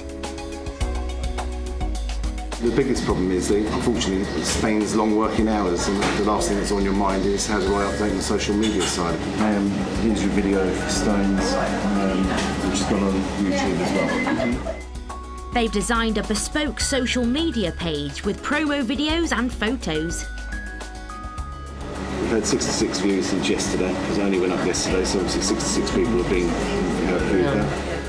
And Gary thinks that exploiting their resources better is key to the success of Leslie and Nick's business venture, starting with the function room behind the bar. Here's the pictures of the function room. I think the pictures come out fantastic. Sell as a back room, that's what we need. Also some lovely pictures of the lighting of the bar. I think, that's what we need to promote. Nick hopes the bar's new social media profile might provide the income boost that this couple needs. Not a lot of people know about the back room, so And once people go in, I think they're blown away by it, to be honest. But it's getting the word out there, and whether that's through social media, word of mouth, it needs to happen. And hopefully, with regular functions, will be regular income. With any luck, the couple will see a return on their €250 investment for the website revamp. A few days later, and the first signals are encouraging. Yeah, it's getting busy out there. Sun's out. We're always busy. Right, how much is it, my friend? 67 and 65. It's taking a bit of time, but I think slowly it's getting there. I'll fetch you a glass full of ice now, right? Are you okay with that, guys? Good. It's how we react to what's thrown at you is important. Will the rest of the summer season be a success for Leslie and Nick and their new business? It's September, just outside the village of Villers-Couture, home to Zoe and Peter and their daughter Ella. After a tricky experience with their first B&B guests, they've been considering whether this business move is worth the hassle.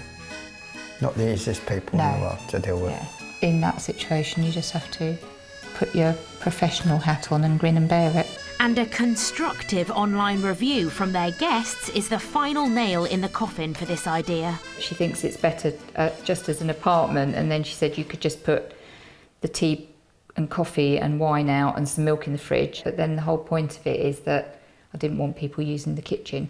So if it's booked as a B&B and you don't earn as much money, you then don't want people coming in and using the whole house, because if they've started to use the cooker and the electricity and they're using everything and then they won't clean it because it's a bed and breakfast, you've got all the cleaning then to do, it's just not worth it.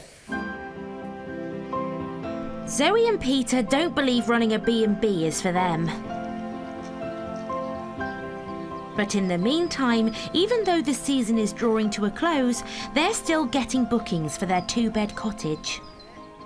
Our last guest at the cottage, but our first guest that's ever bought a pet.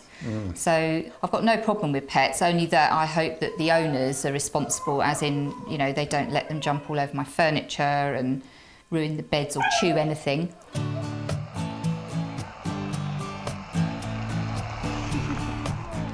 Hello, you must be exhausted, are you? The guests have booked a short break.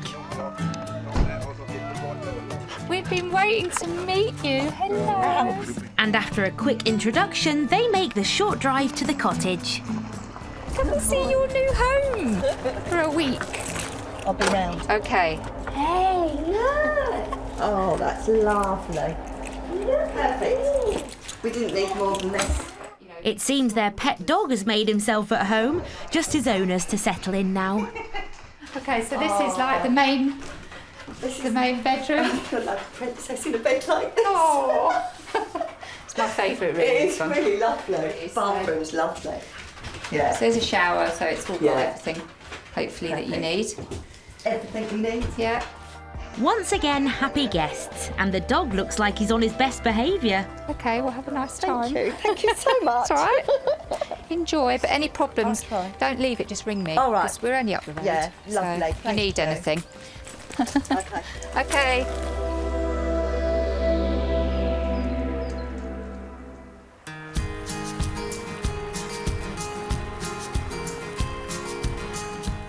A week later, and their guests are getting ready to leave. There always seems more going in than there was coming out. Marking the end of the summer season for the family. Yeah, it's a bit sad really. It's going to probably about another 4 weeks and we'll put the winter cover on. And that'll be that. And the final guests seem more than happy with their last-minute break. There we go. Come on then. Suits the dog, suits us. It's nice and Nice and comforting, peaceful. Yeah. It's peaceful, it's quiet, like typical France. But they do have a little feedback. When you're reading the contract, it's very harsh, and it doesn't come across the same way as Zoe. You must do this, and you must do that, and you must do this. It's very, very draconian. Like leaving the property ready for the next guests. And we always make sure that we leave the place clean and tidy. But it says if you don't, you're charged €50 for the cleaner, which I think sounds a bit... But apart from the book of rules, it's been a satisfying stay. Good time? You're good. Very nice, thank you. Good. Yeah, very good. I just wanted to confirm about the deposit. So what I'll do is, in the next couple of days, I'll just come back and I go around the cottage cleaning it. Well, you don't want to go, do you? And if there's any problems, then I'll just email you, but I'm sure there won't be, and then I just send your money back straight into your account. Perfect. Okay, lovely. Okay, Yeah. thank you very, very much. Paperwork. So, darling. Oh, Thank you. There's no doubt this has been a testing first season for the family. First there were the expensive renovations, and then the issue of running a business they knew nothing about.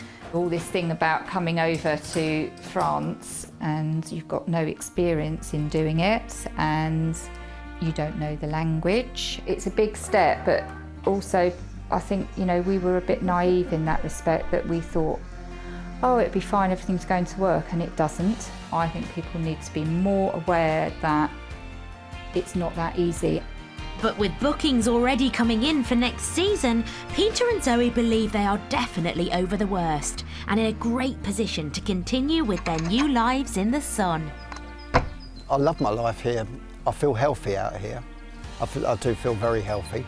I feel very relaxed now I've finished all my work, and I hope these two do as well. Definitely been the right decision, hasn't it? We've got a beautiful house now with a pool, good weather in the summer, the winters aren't too bad, and just a nice, quieter pace of life. It's fab. It's a new life.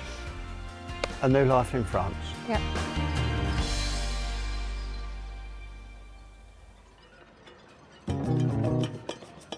In Fuengirola on the Costa del Sol, it's now mid-September. Things are starting to pick up for Leslie and Nick Simmons. We do a screaming orgasm then.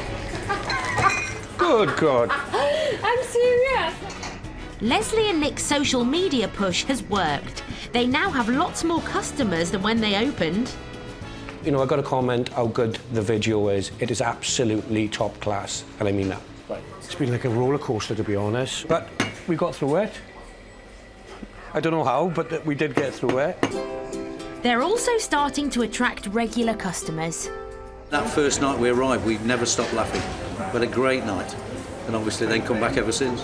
And the back room where they can have parties, absolutely beautiful. Leslie and Nick are really nice. They make you part of the family, I think.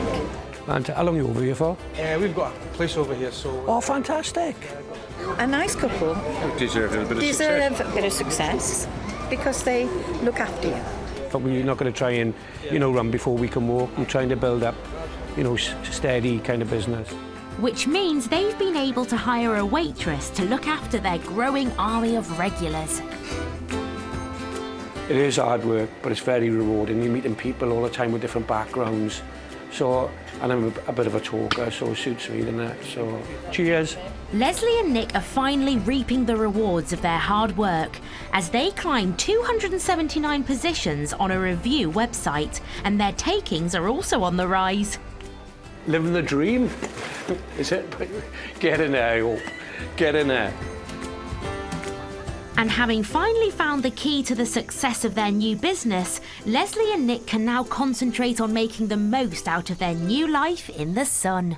We're taking a day off, a week we decided now. So what we are going to do is take Sundays off for the foreseeable future.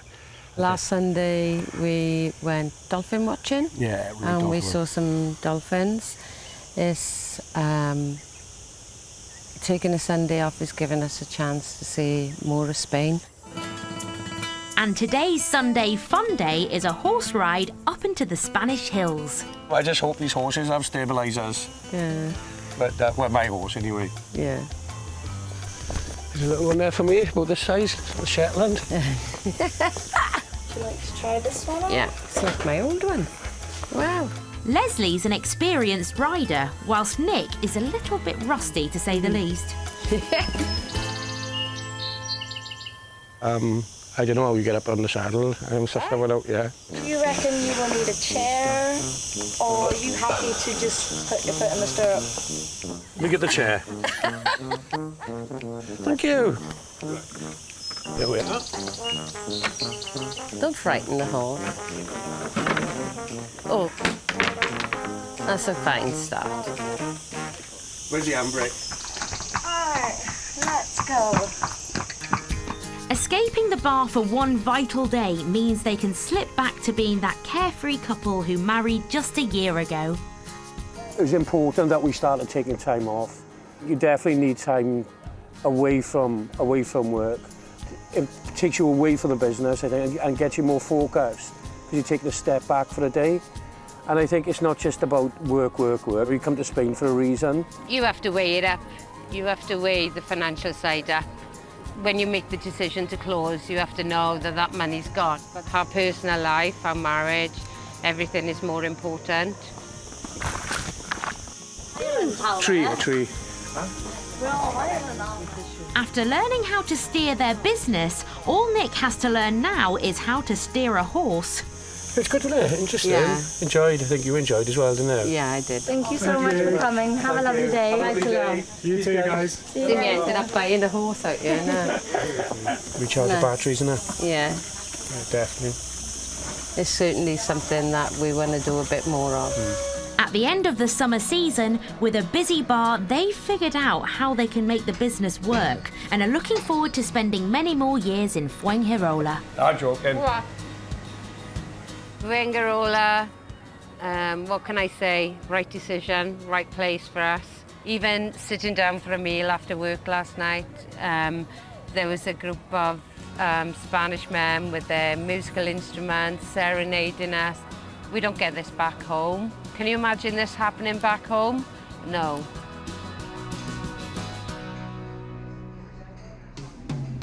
Peter and Zoe continue to push for out-of-season trade and are getting a number of last-minute weekend bookings. Leslie and Nick are now hiring out the function room for events at their bistro. And things are looking great for Derek and Debbie, with bookings from May throughout the summer for both their gîtes.